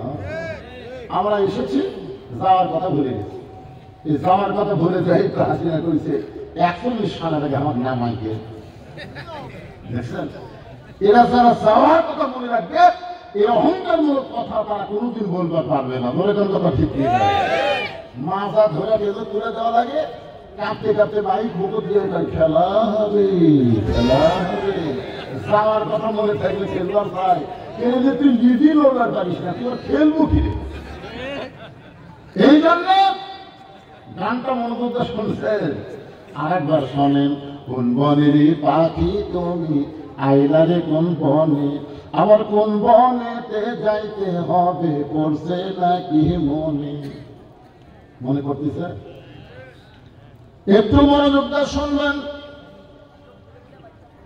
আমরা এখনো বললাম মৃত্যু চাই, মৃত্যু চাই, মিছিল করলাম। মুসলমান মৃত্যুকে সবসময় যদি গলার মালা বানায়, কোন বাতিল তাকে স্পর্শ করতে পারবে না। সে জীবনে কোন অবস্থায় অন্যায়ের সঙ্গে আপোষ করবে না। কুলজাল হাত যাহাকাল বাতিল ইন্নাল বাতিলা কানা যাহুকা। আল্লাহু আকবার। আল্লাহ বলেন মুসা রে, মৃত্যুকে পছন্দ করার 2 নম্বর কারণ বলো। এদিকে কি মা বোনের আছে নাকি? হ্যাঁ, তো হয়েছে শোনা ভাইরা কারা? অনেক দূরে আছে। ঠিক আছে, এদিকে হয়েছে করতেছে তো হোক। সবার এখানে জায়গা হবে না, সবাই আসতেও পারবে না। এখানে আসবার গেলে আল্লাহর দয়া লাগবে। আল্লাহ কোরআনে বলেছেন, মা আসাবাকা মিন হাসানাতি ফামিনাল্লাহ। বান্দা বান্দির দ্বারা যখন কোনো ভালো কাজ হয়, এই কাজ বান্দা বান্দি করে না, বরং আল্লাহ করায়। আপনার বলেন তো কোরআনের মাহফিলে বসা ভালো কাজ না খারাপ কাজ? এরপরে আল্লাহ বললেন, ওমান আসাবাকা মিন সাইয়্যাতিন ফামিন নাফসিকা। বান্দা বান্দির দ্বারা যখন খারাপ কাজ হয়, এই কাজ শয়তানও করায় না, আল্লাহও করায় না। এই কাজ সে নফসের ধোঁকায় পড়ে করে। আচ্ছা, তুমি বাড়ি থেকে বের হলে, আজকে রাজবাড়ি মাহফিল হবে, মাহফিলের কথা বলে তুমি বাড়ি থেকে বের হয়ে তুমি বাইরে চিল্লাচিল্লি করতেছো, আর যাই হোক আল্লাহ তোমাকে মুসলমানের মধ্যে কবুল করবে না। বলে কোন কথা ঠিক না? মুসলমানের মধ্যে কবুল না করলে এদের পরিচয় কি? আল্লাহ কোরআনে বলেন, وَمِنَ النَّاسِ مَن يَقُولُ آمَنَّا بِاللَّهِ وَبِالْيَوْمِ الْآخِرِ وَمَا هُمْ بِمُؤْمِنِينَ। আল্লাহু আকবার। কোরআন তেলাওয়াত শুনলে আপনাদের ঈমান বাড়ে না কমে? ঈমান বাড়ার লক্ষণ কি? আগুন নিভে যায় আমেরিকার কি দিয়ে? রান্না কি দিয়ে? আজানের পক্ষে ভাই বলতে আজানের প্রথম শব্দ কি? আরো জোরে জোরসে বলুন। ঈমান বাড়ার লক্ষণ। আমাদের বাংলাদেশে আমার ঈমানকে যদি আমরা বাড়াতে চাই, আল্লাহু আকবার দিয়ে শুরু করা লাগবে। দরকার কথা ঠিক না? ওয়াইযা তুলিয়াত আলাইহিম আয়াতুহু জাদাতুহুম ঈমানা ওয়া আলা রাব্বিহিম ইয়াতাওয়াক্কালুন।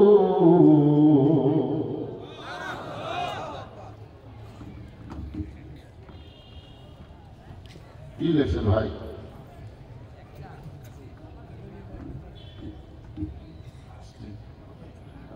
সেটা তো জানি।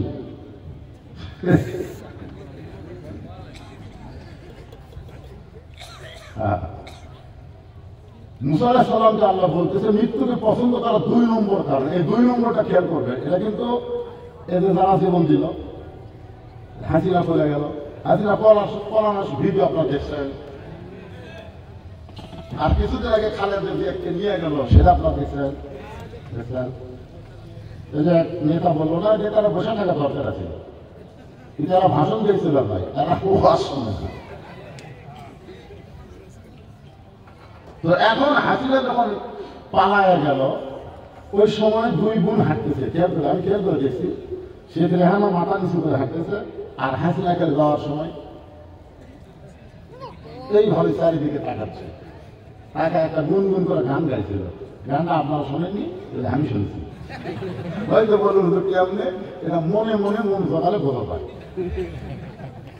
হাসিনা একটা গান গাচ্ছিল, কতজনকে কত কি দিলাম, যাবার কালে এক সংসারও দেখা না পাই।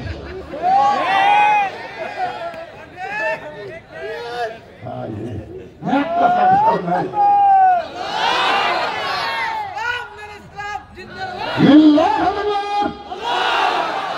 হাসিনাকে হযরত বলে, স্বামী ওখানে আগে বলাতে বলাবো না গোটা দরজা বলা থেকে রে ভাই। যাদের স্বামীর বিজড়িত স্মৃতি থেকে একটা বলে বের করে দিল, সেই বেগম খালেদা জিয়াকে কাতার থেকে রাজকীয় বিমানে করে তাকে নিয়ে যাওয়া হলো। ধরে কোন কথা ঠিক ঠিক নাই? তুমি হাসিনা করে গেলে আর খালেদাকে কি হয়ে গেল, এখানে বলবো না ভাই, আল্লাহ হাতের মায়ের কথা আছে না নাই? আল্লাহ বলে, মুসা মৃত্যুকে পছন্দ করা 2 নম্বর কারণ কি? মুসা বলতেছে, আল্লাহ মৃত্যুকে পছন্দ করা 2 নম্বর কারণ হলো, আমার মৃত্যুটা কেবলমাত্র আপনার জন্য আমি অক্ষ করে দিয়েছি। মরবো কার জন্যে? আরো জোরে জোরসে বলো। এরা হুজুরে হুজুরে বসো বসো বসো, গেলে সব টাকা দেওয়া নাকি মাশাআল্লাহ, এর তো বছরে হওয়া লাভ আছে তো। এরা হলো বন্ধুদের ভবিষ্যৎ জেনারেশন। আর আমি এখানে বসে মজা মারতেছি, একদম এরাও মারবো। আল্লাহ সবগুলোকে কোরআনের পাখি কবুল করুক। বাবা শোনো শোনো, খুব মজার ওয়াজ করে। মুসা বলতেছে, আল্লাহ মৃত্যুকে পছন্দ করার 2 নম্বর কারণ হলো, আমার মৃত্যুটা কেবলমাত্র আপনার জন্য আমি অক্ষ করে দিয়েছি। সহজ বাংলা হলো, মরবো আল্লাহর জন্য। বলে কার জন্য? সত্যি কারা কারা আল্লাহর জন্য মরার জন্য প্রস্তুত? 2 হাত করে আল্লাহকে দেখান। হাত নামান, এই ব্যাপারে হাত তুললে যদি সাধারণভাবে আপনারা মরেন, সাধারণভাবে যদি আপনারা মরেন, তাহলে আপনাকে রেজাল্ট কি? বুখারী শরীফের হাদিস, আল্লাহর নবী বলতেছেন, মান সাআলাল্লাহু তাআলা আশ-শাহাদাতা বিসিদকিন বাল্লাগাহুল্লাহু মানাজিল আশ-শুহাদা ওয়া ইম্মা তাআলা ফিরাশিহি। রাহুল বুখারী কিতাবুল মাগাজি। আল্লাহর নবী বলেন, আল্লাহর দিনকে প্রতিষ্ঠার জন্য, এই কোরআনকে বাংলার জমিনে প্রতিষ্ঠার জন্য যারা আল্লাহর দল করবে, সবসময় তারা চায় আল্লাহ রাস্তায় শাহাদাতের কামনা। আল্লাহ তোমার রাস্তায় যেন আমি জীবনটা দিবার পারি। রাসূল বলেছেন, আইম্মা তাআলা ফিরাশিহি, সে যদি নিজের বিছানায় মৃত্যুবরণ করে, বাল্লাগাহুল্লাহু মানাজিল আশ-শুহাদা, আল্লাহ হাসরের ময়দানে তাকে শহীদদের কাতারে দাঁড় করায়া দিবে। তাহলে আমরা যারা 2 হাত তুলে আল্লাহকে দেখালাম, অবশ্যই আমরা আল্লাহর জন্য জীবন দিব। যদি আমাদের সাধারণভাবে মৃত্যু হয়, তারপরে এই হাত তোলার কারণে আল্লাহ আমাদেরকে শহীদের মর্যাদা দিয়ে দিবে। কি বুঝলেন? ওই মাতা আলা ফিরাশিহি, সে যদি নিজের বিছানায় মরে, বাল্লাগাহুল্লাহু মানাজিল আশ-শুহাদা, আল্লাহ তাআলা হাসরের ময়দানে শহীদদের কাতারে কবুল করে দিবে।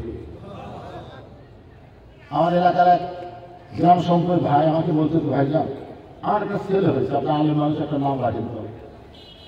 এই বললাম, তোমার ছেলের নাম রাখো আবু সাইদ। যেই বসে আবু সাইদ, আমার হাতে করে 500 টাকা দিচ্ছে। হুজুর এই নাম আমার খেয়ে নিয়েছিল আমি। একটা ভালো নাম রাখার কারণে আপনাকে 500 টাকা বকশিশ দিলাম, আলহামদুলিল্লাহ। আবু সাইদ হয়ে গেল।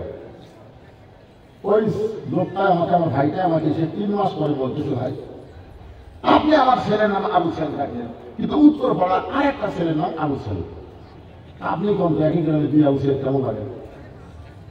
আমি কই তখন টাকা দেয়নি, এবারে এমনি রাখছে। তাহলে সকাল আপনি যা নিষেধ করেন। আমি ওর বাড়ি দিয়ে বললাম, ভাইজান আপনার ছেলের নাম আবু সাইদ না রেখে ইয়ামিন রাখেন, মুগ্ধ রাখেন। এটা কি আছে আপনার বাজবে কোন জায়গা? আমি যদি আবু সাইদ করি, আরেকটা আসলে 1 টাকা নিয়ে গিয়ে 10টা আবু সাইদ, আপনার বাজবে কোন জায়গায়? ওরে বাবা রে! কিছুদিন পরে খালা আমাকে মোবাইল করে বললো, বাবা তুমি হুজুর মানুষ, তোমার বোনের একটা মেয়ে হয়েছে, একটা ভালো নাম রাখো। আমি বললাম, খালা একটা ভালো নাম মুখের থেকে সবসময় আসতেছে, নামটা হলো হাসিনা। খালা আমার 30 সেকেন্ড কথা পায় না, মোবাইল করতেছে। খালা কি হলো, তুই আলেন না জানেন? তোর কাছে একটা ভালো নাম শুনবার চাইলাম, আপনি খুনি হাসিনা নাম বলিস।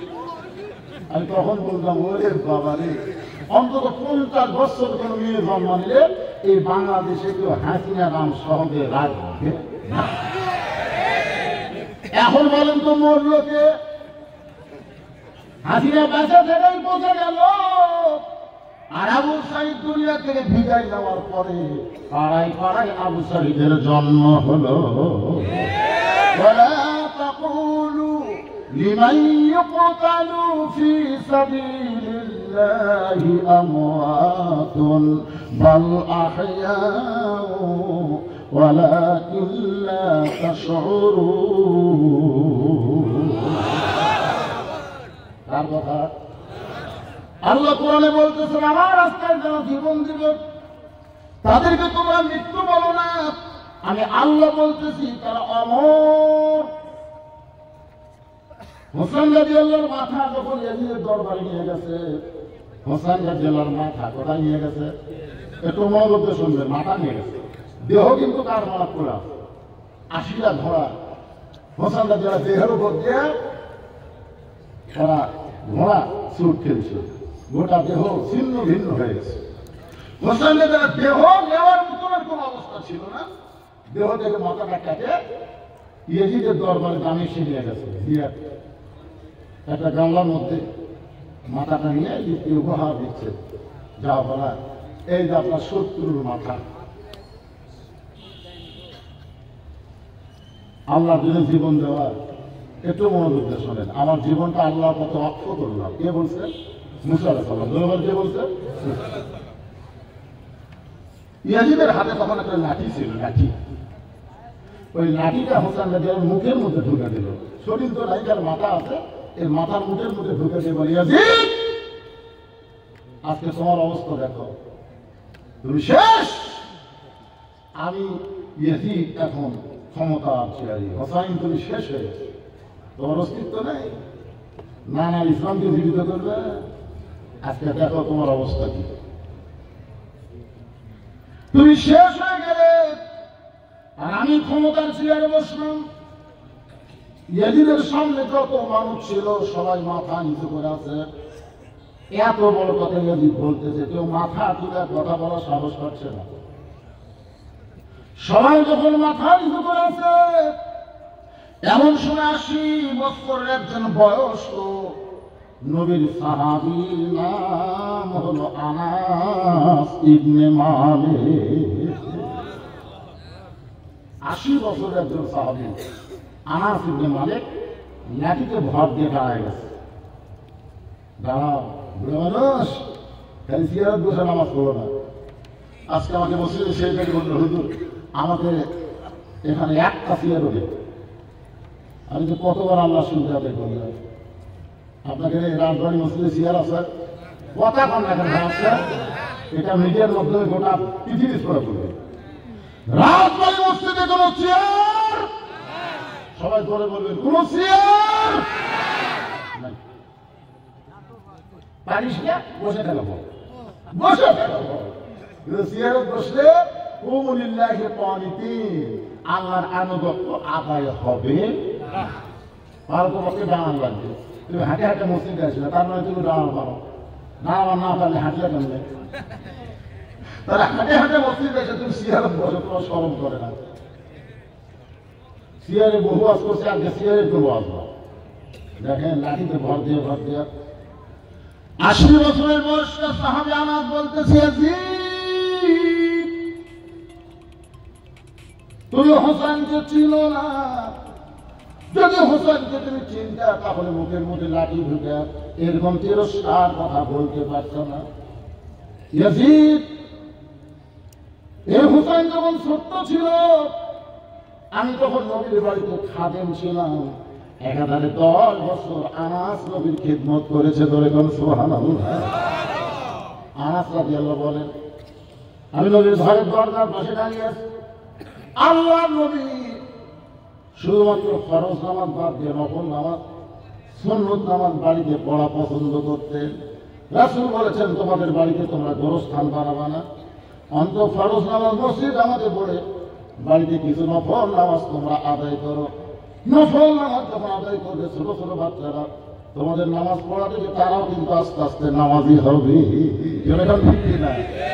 আমি দেখছি আমার নাতি খুব ছোট, আমি যখন নামাজ পড়ি তখনই আমার কাছে সেটা আছে, নফল নামাজ সুন্নত নামাজ পড়ি আমার মতো নিয়ত করে, তারপরে আমি যখন এরকম হাত বেঁধে সুরে যারা পড়ি আস্তে আস্তে তখন মুখ লড়াচ্ছে, সুরে যারা জানে না মুখ লড়াচ্ছে। হয়তো ফেরেশতা বলবে, আল্লাহ হুজুর সুরে পড়তে, কিন্তু লাইন তো কিছুই পড়ে না। আল্লাহ তার হুজুরের মুখটা ওর মুখে দেয়, পড়ুক না পড়বেন কবুল করে দিলাম, অসুবিধা আছে বলে তো অসুবিধা আছে। ছোট বাচ্চাদেরকে আপনারা বাড়িতে এরকম করে নামাজের তালিম দেবেন, আগে মসজিদে নিয়ে যায় না, অন্তত 7 বছর বয়স পর্যন্ত নামাজের তালিম দেওয়া লাগবে। ধরে কোন কথা ঠিক কিনা? একটু মনোযোগ দিয়ে শুনলেন। আর বলতে শুনে দরজার কাছে দাঁড়িয়ে আছে, নবী আমার নামাজের সেজদায় এমন সময় করতে হোসেন দৌড়ে এসে নবীর পিঠে চড়ে বলতে, চল ঘোড়া চল, চল ঘোড়া চল। আল্লাহ নবী আছে নামাজের সেজদায়, আর হোসাইন বলতে, চল ঘোড়া চল, চল ঘোড়া চল। আনাস বলিয়া দিছে, নবীরা যখন চল ঘোড়া বলতেছে, আমি সহ্য করতে না পেরে নবীর পিঠ থেকে হোসেনকে যখন নামাবার চাই, এমন সময় নবীর সেজদারত অবস্থায় আমাকে নিষেধ করলেন। কিছুক্ষণ পরে হোসেন বলতেছে, ঘোড়া চলে না, সে ঘোড়ার পিঠে বসে আমার লাভটা কি? এই কথা বলে ছোট্ট হোসেন যখন চলে গেল, নবীর নামাজ যখন শেষ হলো, আমি তখন সামনে গিয়ে বললাম, ইয়া রাসূলুল্লাহ, যে হোসেন আপনার সঙ্গে বেয়াদবি করলো, চল ঘোড়া বললো। আমি যখন হোসেনকে নামাবার চাইলাম, পিঠ থেকে আপনি নিষেধ করলেন। রাসূল বলে, আনাস রে, তোমরা দেখতে পাও না, নামাজের মাধ্যমে আল্লাহ পাক আমাকে দেখাইলো। ধরে কোন সুবহানাল্লাহ। এই জন্য কোরআন আল্লাহ বলেছেন, অসজুদ ওয়াক্তারিব, অসজুদ ওয়াক্তারিব। যখন তুমি সেজদার ভিতরে যাবে, তখন তুমি আল্লাহর নিকটে পৌঁছে যাবে। ধরে কোন সুবহানাল্লাহ। আল্লাহ নবী তো মেরাজ করছেন, আমরা তো মেরাজ করে পারতেছি না, কিন্তু আল্লাহ একটা কথা বলেছেন, আস-সালাতু মিরাজুল মুমিনিন, নামাজ হচ্ছে মুমিনদের মেরাজ। আর বুখারী শরীফের প্রথমে একটা হাদিস দেখবেন, মুরব্বি যাচ্ছেন, বাবা এই মুরব্বি যাচ্ছেন, আচ্ছা ঠিক আছে, আপনি সিয়ারা থেকে ঘুরেছি, আমার যে রোগ আপনার একই রোগ। হ্যাঁ, এখন ইনসুলিন করেন, ইনসুলিন কথা মনে হয়ে গেছে। আল্লাহ সুস্থতা দান করুক, ধরে করেন আমিন, সবাই আল্লাহুম্মা আমিন। কি বলতেছিলাম? অসজুদ ওয়াক্তারিব, সেজদা মানুষকে আল্লাহর নিকটে পৌঁছে দেয়, এটা কোরআনের কথা। আর বুখারী শরীফের হাদিস হলো, আনতাবুদুল্লাহ কাআন্নাকা তারাহু ফাইন লাম তাকুন তারাহু ফাইন্নাহু ইয়ারাকা। সুবহানাল্লাহ বলেন। যখন কোনো বান্দা নামাজের সেজদায় যাবে, ওই বান্দা তখন নামাজের মালিক আল্লাহকে দেখতে পাবে। আল্লাহ যদি দেখা না হয়, আল্লাহ যে তার দেখতেছে, এই বিশ্বাস তার কলিজার ভিতরে থাকবে। আপনার ঘরেন তো ভাইজান, মসজিদে যখন নামাজ পড়তে আসেন, তখন আপনাদের কে দেখে? সবাই বলা লাগবে, ধরে বলেন কে দেখে? কি একটা ইউনুস সরকার যদি আপনাকে ডাকে, রাজবাড়ির অমুক অমুককে আমার যমুনা বাড়িতে যাওয়ার, ইউনূস সরকার যে বাড়ি থাকে সে বাড়ির নাম কি? হ্যাঁ, যমুনা। যমুনা, আমার যমুনায় কোনো খাওয়া। আপনার এলাকার 10 জন মানুষকে যদি এরকম বলে, তো তাদেরকে যে 10 জনকে খাওয়া দিয়েছে তাদের মশান বাড়বে না কোনদিন? তারা কি ভালো কাপড় পরে দেবে না ফেরা পরে দেবে? হ্যাঁ, তাহলে মুয়াজ্জিন যখন ডাকতেছে, এটা মুয়াজ্জিন ডাকতেছে না, আল্লাহ তাআলা মুয়াজ্জিনের কণ্ঠে নিজেই ডাকতেছে। দরকার কথা ঠিক কি না? হাইয়া আলাস সালাত, হাইয়া আলাল ফালাহ বলে আল্লাহ ডাকতেছে মুয়াজ্জিনের কণ্ঠে। আর এই আল্লাহর ঘর আপনারা ঢুকতেছেন কি জবাব দিয়া? ইউনূস সরকার আপনাকে দেখবি, আল্লাহ আপনাকে দেখবি না? আমার চাষা আছে দেখি গামছা গদ্দা ধর না করে আসতেছে, 4 হাতা গামছা। এখন চাষা এই গামছা গদ্দা মসজিদ আসতেছে, আমাকে ফতুয়া দিয়ে, তুই ফতুয়া দেন, আমার ধরি না ফতুয়া দিয়ে।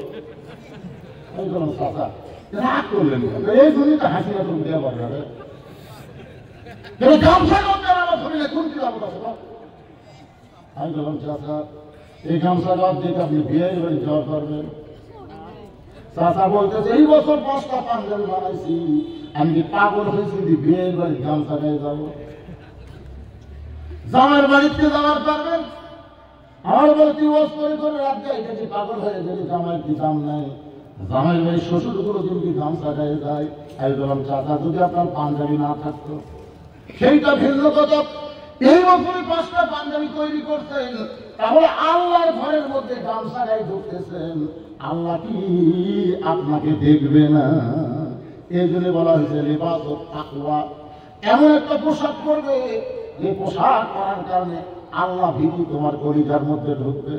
যুবকেরা সারা শহর ঘুরলে তুমি টাকনুর তলে ফুলদান দিয়ে দেখবেন, অনেক যুবক টাকনুর তলে ফুলদান দিয়ে করে না, কিন্তু যেই মসজিদের মধ্যে আসে এরকম কেবা কি করতেছে, টানিয়ে টানিয়ে টাকনুর উপর তুলেছি। আরে পাগলা, টাকনু ঢাকা তুমি রাস্তায় চললে, তুমি টাকনু ঢাকা রাস্তা চললে, বলো তো টাকনুর উপরে কাপড় পরা কেন? তা তো জানি না। পাগল, পুরুষ মানুষের পায়ের টাকনু পর্যন্ত ধোয়া কি ওদের সময় পায়ের টাকনুর মধ্যে ধোয়া কি করা বলে খরচ? তুমি টাকনুর মধ্যে কি তুমি ধোয়া করো? কারণ রাস্তা যখন তুমি চললো, তোমার পায়ের স্যান্ডেলে পায়ের জুতাতে রাস্তার ময়লা তোমার টাকনু পর্যন্ত ধরতে পারে। এই টাকনু পর্যন্ত ভরবে বলেই তো তার সময় টাকনু পর্যন্ত ধোয়া খরচ। তো তোর টাকনু যদি ফুল প্যান্টে ঢাকাই থাকে, তাহলে রাস্তার ময়লা কুড়ি ভরলো তো তলে, তো রাস্তার ময়লা ফুল প্যান্টে তলে ভরলো, তাহলে তলে ময়লা গিয়ে তুমি যতই বোঝো তোমার কাপড় পাক হলো না। ধরে কার কথা ঠিক কিনা? এই যে মরদ মানুষের জন্য টাকনু ঢাকা পোশাক করা হলো কবিরা ঘুরে। যেই ছেলেটা টাকনুর তলে লুঙ্গি দেয়, টাকনুর তলে পায়জামা পরে, টাকনুর তলে ফুলদান করে, হাসর ময়দানে আল্লাহ তাআলা ওর দিকে নহমতের নজরে টাকা দিন। এখন কারা কারা টাকনুর তলে ফুলদান করেন? কিন্তু 2-4 জন আছে, খারাপ হওয়ার কম না। টাকনু নিচে ফুলদান দিলে আরেকটা বিপদ আছে, সেটা বলেন সে কি? যারা টাকনু ঢাকা রাস্তা চলে, আস্তে আস্তে আল্লাহদের মর্দানি শক্তি কমে দেয়। এই জন্য মেয়েরা টাকনু ঢাকা থাকবে, পুরুষেরা টাকনু খোলা থাকবে। সুবহানাল্লাহ বলে। এমন একটা ফুলদান করেছে, এমন গাড়ি ফুলদান করে নামাজ পড়তেছে 2 নম্বর কাতারে, আমি আছি 3 নম্বরে। রুগেতে যখন সেটা দিয়ে 7টা যদি লম্বা হতো তাও হতো, 7-8 পর্যন্ত যে সেটা দিয়েছে ওর পিছনে টেবার মতো তুলে উঠছে। আপনি বলেন ওখানে যদি 60-এর জায়গায় ওর গায়ে পাঞ্জাবি থাকতো, তারপরে আমার নগর কি ওই টেবার দিকে থাকতো? কথা কন্যা পাঞ্জাবি দিয়ে পাতাটা ঠেকে দিচ্ছে। এই জন্য যেমন তেমন পোশাক করে মসজিদে আসা চলবে না। ছেলেরা ব্রাজিলের জার্সি গাঁওতে মসজিদে ঢুকছে। আমি এক জমিনে খুঁজতে যাওয়ার সময় দিকে আর্জেন্টিনার জার্সি গাঁওতে এক ছেলে মসজিদে ঢুকছে। তো তখন নাই শুধু খেয়াল এমন একটা জার্সি পড়ছি তার লেখা আছে মেসি, মেসি জার্সি পরে তুই মসজিদের মধ্যে ঢুকলি। এই মেসি কে? মেসিকে যুবক একটু মনোযোগ দিয়ে শুনলেন। আল্লাহর ঘরের মধ্যে যখন ঢুকবেন তখন আপনি একলা থাকবেন না, আপনার সঙ্গে আমার আল্লাহ থাকবে। আয়না মা কুনতুম, বান্দা তুমি থাকবে যেখানে আমার আল্লাহ রহমত থাকবে সেখানে। ধরে বল সুবহানাল্লাহ। একটু মনোযোগ দিয়ে শুনবেন। আল্লাহ বলতেছে ওগো আল্লাহর নবী, তারপরে কি হলো? রাসূল বলতেছেন আনাস রে শোনো, তুমি যখন হোসেনকে পিঠ থেকে নাওয়ার চাও, এমন সময় আমি এর আগেও নাওয়ার চাইছিলাম, আমি আগেও হোসেনকে নাওয়ার চাইছিলাম, তুমি নামানোর আগে। আমি তোমাকে নিষেধ করার কারণ হলো নামাজের মালিক আল্লাহ হাবিব, আমার কথা হোসেন, আমার কথা মনে করে আপনি হোসেনকে পিঠ থেকে নামাবেন না। আজকে আপনি শুনে নেন, আপনি নবী যেমন হোসেনকে ভালোবাসেন, আমি আল্লাহ তার চাইতে অনেক ভালোবাসি। আপনাকে ঘোড়া বানাইছে, এটা আমি আল্লাহর বড় ভালো লাগতেছে। আমার কান্দের বলি আমি যেই হোসেনকে ঘোড়া বানাই আল্লাহর ভালো লাগে, সেই হোসেনের মুখের মধ্যে লাঠি ঢুকে তুমি তিরস্কার করতেছ। তুমি শুনে নাও, হোসেন কিয়ামত পর্যন্ত কোনোদিন মরবে না, আল্লাহ তাকে অমর করে রাখবে। আর তুমি এমন ভাবে দুনিয়া থেকে পৌঁছে যাবে, জনগণ তোমার নাম মুখে আসলেও ঘৃণা করে মনে করবে। ধরে গান কথা ঠিক না? আপনার বলেন তো, ক্ষমতার চেয়ার পাইয়া যারা ভালো ভালো মানুষকে হত্যা করলো, ক্ষমতার চেয়ার পাইয়া ভালো মানুষগুলোকে অন্যায়ভাবে ফাঁসি দেওয়া হলো, প্রয়োজন ঠিক না? কত ভালো মানুষ, একটা ভালো মানুষের কথা আপনাদের বলতে শোনেন, তার নাম হলো মীর কাসেম আলী। ধরে তার নাম কি? মীর কাসেম আলী। উকিল বলতে স্যার আজকে রাত 12টায় আপনার ফাঁসি হবে। মীর কাসেম আলী মুস্কি হারিয়ে বললেন আলহামদুলিল্লাহ। উকিল বলে স্যার এখন 9:30 বাজে, আর 2.5 ঘন্টা পর আপনার ফাঁসি হবে, আপনি মুস্কি হারিয়ে আল্লাহ শুধু আদায় করতেছেন। মীর কাসেম আলী বলতেন ভাই এখনো তো 2.5 ঘন্টা অনেক সময়, এতক্ষণ হচ্ছে এত ধরে কি করবো, আমি ঘন্টা 2 ঘুম পাই। উকিল বলে স্যার কি করেন আপনি? বলে হ্যাঁ 2 ঘন্টা ঘুম পাড়ি, খাওয়া গেছে আপনার দেখি হই, 2 ঘন্টা পরে আমার ডাক দিও। উকিল মনে করছে ফাঁসির চিন্তা তাকলা হয়ে গেছে। 2 ঘন্টা পর ফাঁসির কন্ডম ছেড়ে উকিল ঢুকে দেখে মীর কাসেম আলী মা গাইতে গাইতে ঘুম পাড়তেছে। উকিল কে দিয়ে আর 8 ঘন্টা পর ফাঁসি হয়ে, আর এই লোকটা এমন করে ঘুমায়, কি মানুষ নাকি? পায়ের গুড়াঙ্গুল লড়াইছে, ঘুম থেকে চেতনভাবে বলছে কে ভাই সময় হচ্ছে না, এখন 8 ঘন্টা। ও এখন 8 ঘন্টা। মীর কাসেম অজু করে 2 রাকাত নামাজ আদায় করলেন।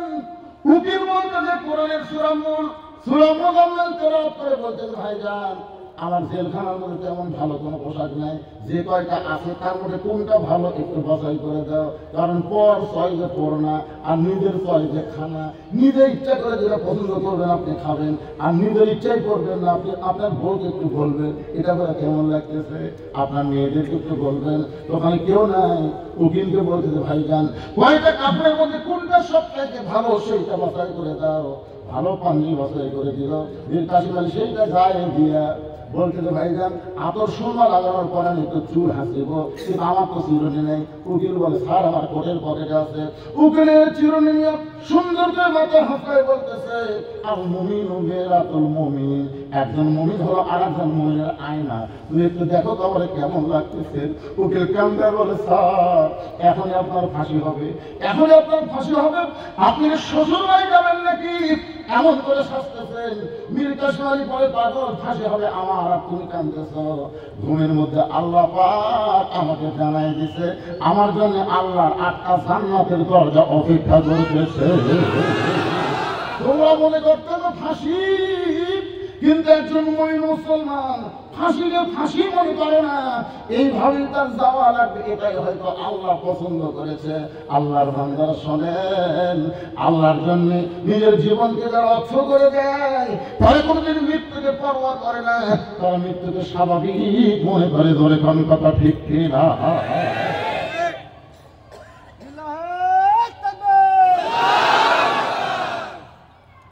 একবার তকবীর দেখ, কিসের তকবীর হয় মাঝে আল কোরআনের আলো না সবাই মিলে দেন তো, ঘরে ঘরে বই দলালেন পারে না, সংসদের দরকার নেই। না না, এই যে সাফাইয়ের হারুন কি কথা জানেন, আল কোরআনের আলো সংসদে যাবো, ঘরে ঘরে যাবো, এরা নাকি ধর্ম ব্যবসায়ী গেছিল না। এই জন্য আমরা ধর্ম ব্যবসায়ী না হয়ে একটা ভালো জায়গা নাই, সেটা হলো কি আল কোরআনের আলো সব জায়গায়, এই আলোটা সব জায়গায় জ্বলানোর দরকার আছে নাই। এই জন্য আমরা একটু ক্যান্ডেলে ডোব দিই, কিছু কমার সুযোগ না পায়, ওরা আর যেন না বলতে পারে। আমরা বলবো আল কোরআনের আলো সব জায়গায় জ্বালো, বলতে পারবে না ভাইজান? আল কোরআনের আলো, কোরআন হাদিস যেখানে, দুনিয়ার মুসলমান লিল্লাহি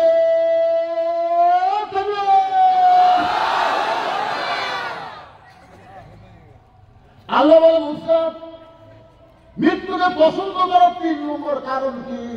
1 নম্বর কারণ হলো না মরলে জান্নাতে যাওয়া। মনে রাখবে 3টা কারণ মনে রাখা লাগবে না। 1 নম্বর কারণ হলো না মরলে জান্নাতে যাওয়া। 2 নম্বর কারণ হলো মরবো কার জন্যে? আমরা মরবো কার জন্যে? ইন্না সলাতি ওয়া নুসুকি ওয়া মাহইয়ায়া ওয়া মামাতি লিল্লাহি রাব্বিল আলামিন।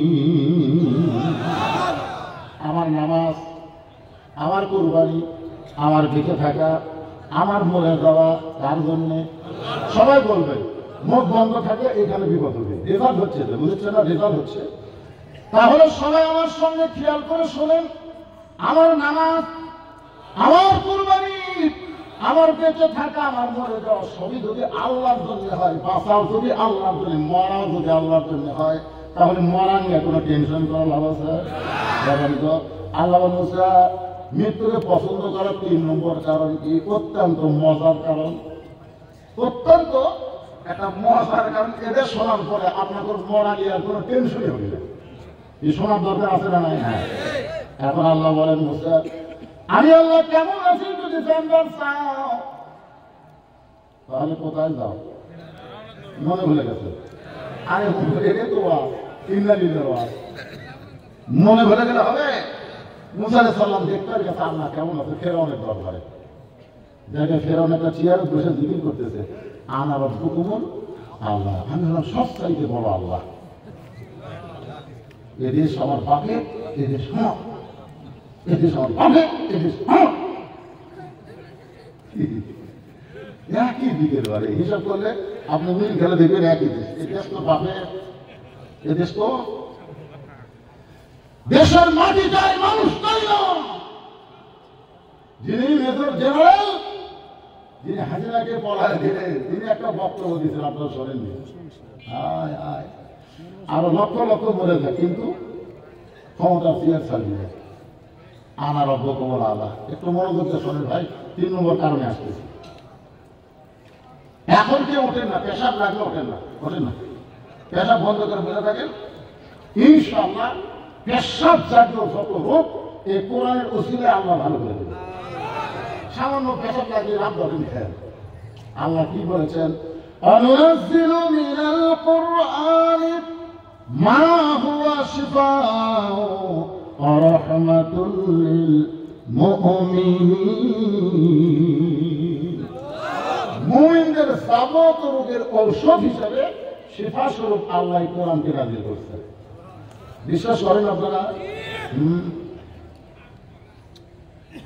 তো ফেরাউন জিকির করতেছে আনা রব্বুকুমুল আলা, আনা রব্বুকুমুল আলা। মুসা কাইকে এখন তুর পর্বতে কার সাথে কথা বলে?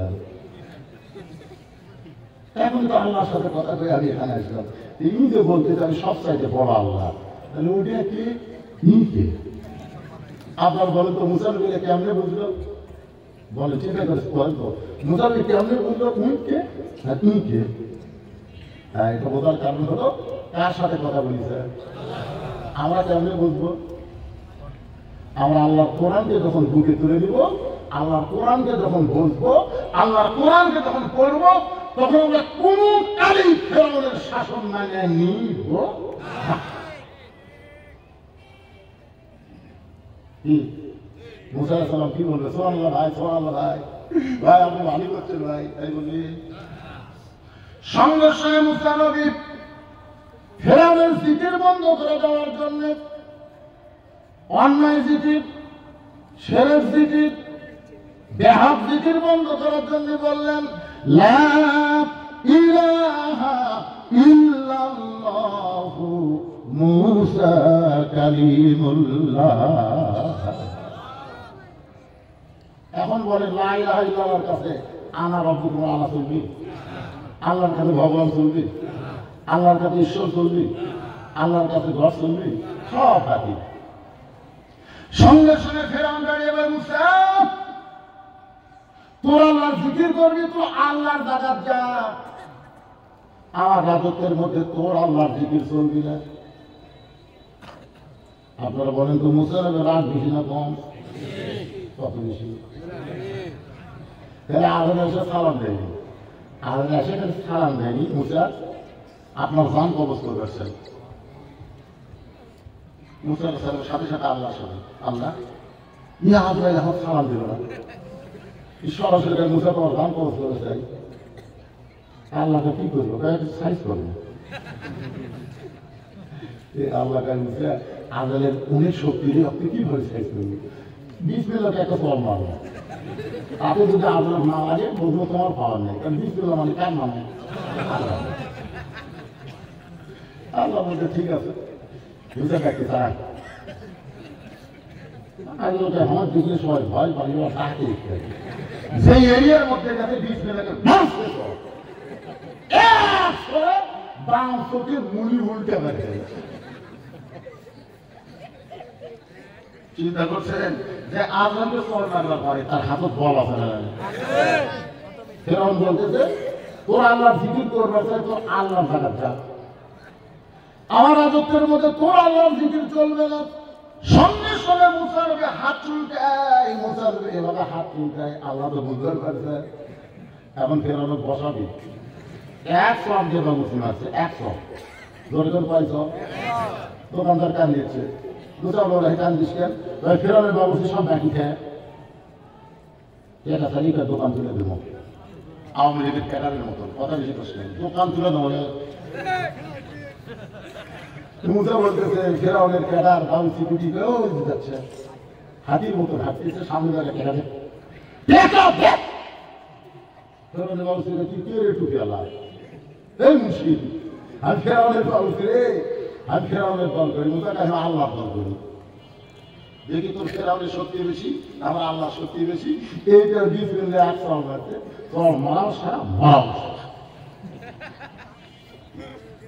এখন আপনারা বলেন মুসা নবীর হাতের বল আছে না নাই?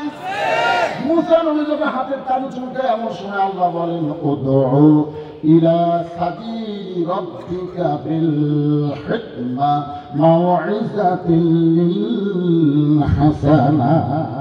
জোরে বলেন সুবহানাল্লাহ। মুসা আমি তোমাকে ফেরাউনের কাছে আমি আল্লাহ কেমন আছি দেখবার পাঠাইছি, মারামারি চলে পাঠাই নাই। যদি পারো হিকমতে কথা বলো। এবার মুসা নবী হিকমতে বলতেছে ফেরাউন তুমি তো আমার রব্বুকুম আল্লাহ আল্লাহর দাবি করতেছে, তুমি কি খাও? পাশে হামান বস থেকে বলতেছে আমার আল্লাহ খায়। হামান মানে বোঝেন নি ওয়াইজু কাদের কাছে বসে থেকে বলতেছে আমার আল্লাহ খায়। মুসা বলতেছে আমার আল্লাহ খাওয়ায়। ভারত যতই চিনি বন্ধ করে দে, যত আলু বন্ধ করে দে, যত পেঁয়াজ বন্ধ করে দে, বাংলাদেশের মুসলমানের কোনো ক্ষতি হবে না। তোরা বর্ডার বন্ধ করে দিবি, আমি আসমানের রহমত বরকতের দরজা খুলে দিব। কি হলো রে আজুওয়ালা পিয়া বালারা গলা ধরে দিল, আপনি জানেন না? পাগলা ভারত ভগবানের দেখ, তোরা জানিস আমাদের ক্ষমতা। আল্লাহ কোরআনে বলেছেন ফালিয়াবুদু রাব্ব হাযাল বাইত আল্লাযী আত'আমাহুম মিন জু'ইন ওয়া আমানাহুম মিন খাউফ। ওই ঘরের মালিকের তোমরা গোলামি করো, নামাজ পড়ো। আমি আল্লাহ 2টা পুরস্কার সঙ্গে সঙ্গে তোমাদের দিব। 1 নম্বর পুরস্কার হলো তোমাদের রিজিকের কোনো চিন্তা করা লাগবে না। তোমরা কোনদিন ক্ষুধার্ত হয়ে মারা যাবে না। আমি আল্লাহ তোমাদের রিজিকের ফয়সালা করে দিব এবং যাবতীয় ভয় থেকে, ওই ভারতের অ্যাটম বোম থেকে, বোমা থেকে, অস্ত্র থেকে আমি আল্লাহ পুরাপুরি তোমাদের নিরাপত্তা দিয়ে দিব। অন্য জায়গায় আল্লাহ বলেছেন আমা মিন দাব্বাতিন ফিল আরদি ইল্লা আলাল্লাহি রিজকুহা। জোরে কর আল্লাহু আকবার। কি বিরক্ত হচ্ছেন? মানে এগুলো লড়াফড়া করবে কেন? আমি এখনই বললাম কোরআনকে মহব্বত করে বসে থাকেন, যাবতীয় রোগ আল্লাহ দূর করে দিবে। বিশ্বাস হয় না আপনাকে? বিশ্বাস হয় না?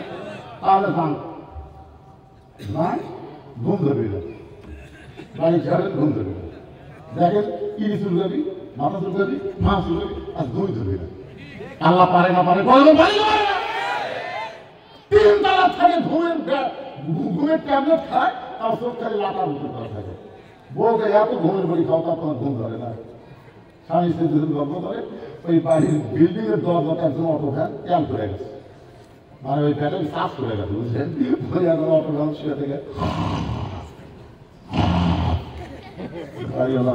আমার শুধু ঘুম নেই, আমার দরজাটি নবাজা কে আজকে আজকে গেট খুলে এসে দেখে বালুস নেই, কম্বল নেই, কিছু নেই, একটা ইটার ওপর গামছা দিয়ে লাখ টাকা ঘুম রাখি যায়। আল্লাহ তুমি করি তিন তালা ঘুম ধরে না, আমি অটো ভ্যানের উপর ঘুমাই। শান্তি দেওয়ার মালিককে আগে একটু বসেন। মুসানবির অরিজিনাল যেটা 3 নম্বর, সেটা তো বলিনি ভাই, শোনা লাগবে না? তার আগে এটা শুনবেন না? কি বুঝতেছে? আমার আল্লাহ খায়। মুসা বলতেছে আমার আল্লাহ খাওয়ায়। যে আল্লাহ খাওয়ায় আর যে আল্লাহ দাবি করে খায়, যাই খায় তার বিপদ আছে। খাওয়ার মধ্যে যদি একটু কম বেশি হয়, নিজের বাড়িতে 5 কেজি আলু, 1 কেজি গোস্ত বউ পাক করে দিতে, 2 টুকরা গোস্ত দেওয়ার কারণে রাগ করছে, এই গোস্তুর দাম জানিস, এই গোস্তুর দাম জানিস, 1 টুকরা হলে খাও, 1 টুকরা তুলে দিয়ে তারা আলু দিয়ে সময় খায়। আলুর মধ্যে স্বাদ আছে। নিজের বাড়িতে 5 কেজি আলুর মধ্যে 1 কেজি গোস্ত, আলহামদুলিল্লাহ। পরের বাড়িতে পরের দিন আমার খাওয়া গেছে, যা দেখে 5 কেজি গোস্ত, 1 কেজি আলু। গোস্ত কয় কেজি? আলু। গোস্তের মধ্যে হঠাৎ একটা আলু আছে, হঠাৎ আস্তে করে তুলে, বোম প্লেট আছে আপনাদের, বোম আলু খাবি না। নিজের বাড়িতে আলু খাই, গোস্ত তুলে খাই, আর পরের বাড়িতে এসে গোস্তর মধ্যে 1 টুকরা আলু রাখি, আস্তে বোম প্লেট তুলে। নিজের বাড়িতে 1 টুকরা গোস্ত দিয়ে 4 গ্লাস খায়, গোস্ত শেষ হয়ে খায় আর ভাত খায়, আর পরের বাড়িতে 1 গ্লাস ভাতের মধ্যে 4 টুকরা ঢুকে। এইভাবে ঢুকাতে ঢুকাতে 1/2 কেজি ঢুকেছে। কয় কেজি? 1/2 কেজি। ওর পেটের ফল কত হলো? 250 গ্রাম হজম করে পাবে। মানে আল্লাহ যে ফল কত দিচ্ছে 250 গ্রাম ঢুকে হজম হবে, কিন্তু 500 গ্রাম ঢুকেছে, ফল কবর পাচ্ছিছে না। আল্লাহ আমরা তো পাচ্ছি না, আল্লাহকে হরতাল কর। যে হরতাল করছে এরকম পছন্দ হচ্ছে, পছন্দ ধরে ঘুমা ঢেকে জোরে করে কি লোকজনকে কেন তোর মুখের থেকে পচা কথা ঘুম আসে যায়। চলে গেছে ডাক্তারের কাছে, ডাক্তার মনিটর দিচ্ছে, সাইনার দিচ্ছে। ছেলেরা বলছে তো হজম যদি করবার চান একসঙ্গে টাইগার আর স্পিরিট খান, হজম করার জন্য এগুলো সব খাওয়ার পরে বাদানকে আগে উপর দিকে ঢেকুস করছে। এখন আল্লাহ তাআলার ঘিরে ধুইলে, এর নাম হলো ডিসেন্ট্রি। এর নাম কি? মুসা বলছে যে ফেরাউন রে, আল্লাহ দাবি করে যে খায়, আর খাওয়ার মধ্যে যদি কম বেশি হয় যায়, মনে করো তোমার এরকম খাওয়া হয়েছে, এখন ফেরাউন পায়খানা খেয়ে বসে যেই মাত্র ঝড় করে পানির মতন বার হয়ে গেল, পায়খানা কমপ্লিট মনে করে ফেরাউন দাঁড়াইছে, কিন্তু পেট আবার কামড় মারছে, আবার বসে গেল ঝরঝর করে, 1 বদনা পানির মতন বার হয়ে গেল, আবার কমপ্লিট মনে করে যেই মাত্র দাঁড়াইছে পেটে কামড় মারছে, আবার ফেরাউন বসে ঝরঝর করে বের হয়ে যায়। এবার ফেরাউন উত্তর কথা উত্তর পারে না, বারবার পাতলা পায়খানা হয়, কারণ একটু পড়ি আল্লাহ কাজ হয়ে গেছে, আমাদের আল্লাহ কাছে।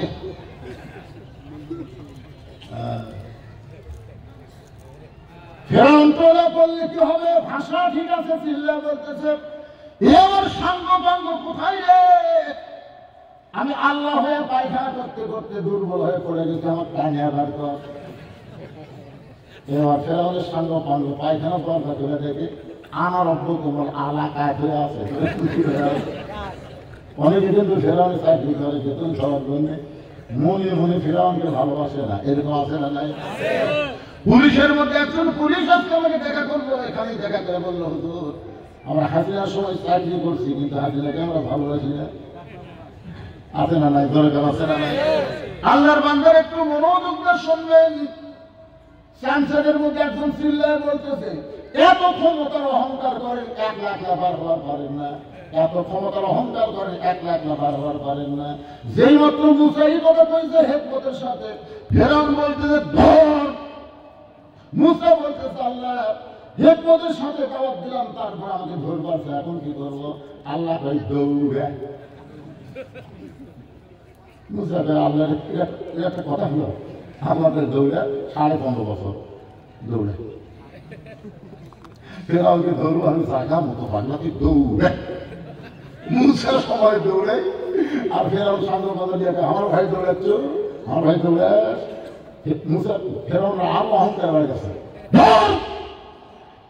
একবারে 3 দিকে ফেরাউনের সামনে হলো সাগর। ফেরাউন বলে মুসা আর দৌড়াস না কেন, এখন দৌড়া।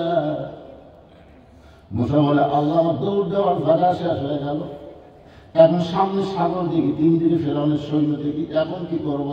আল্লাহ বলে মুসা রে এখন তো কাম শুরু হবে, এখনই কাম শুরু হয়ে যাবে। নাসরুম মিনাল্লাহি ওয়া ফাতহুন কারীম ওয়া বাশশিরিল মুমিনিন।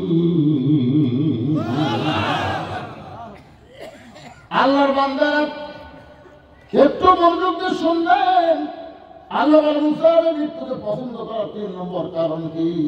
মুসাকে মৃত্যুকে পছন্দ করার 3 নম্বর কারণ বলার আগে এর আজ ভাই মসজিদের উন্নয়ন কর কাজ করে মাহফিল হচ্ছে ভাই।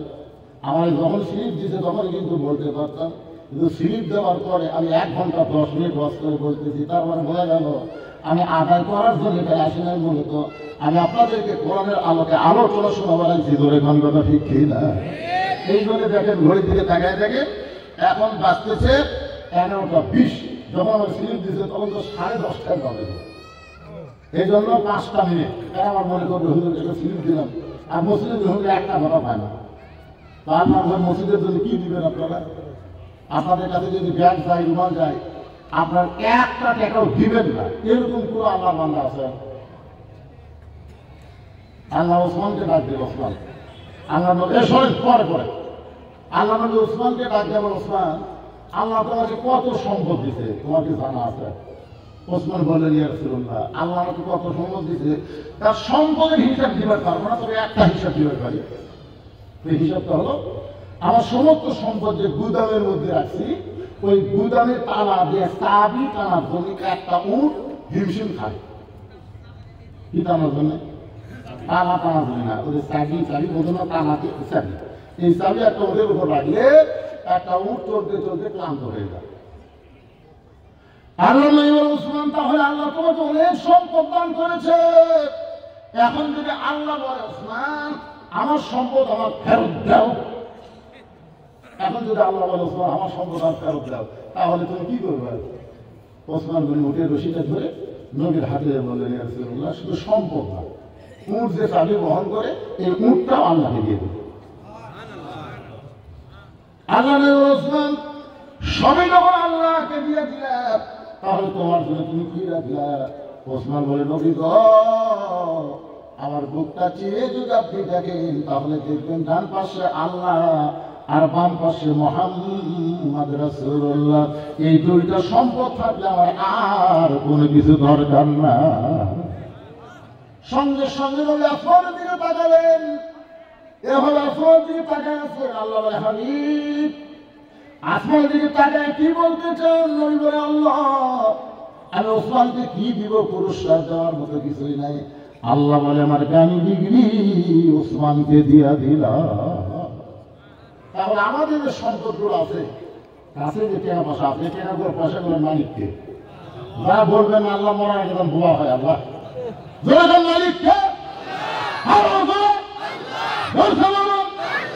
এখন যদি ব্যাগ ব্যাগ যায়, কারা কারা দিবেন না হাত পর্যন্ত দেখি, যারা দিবেন না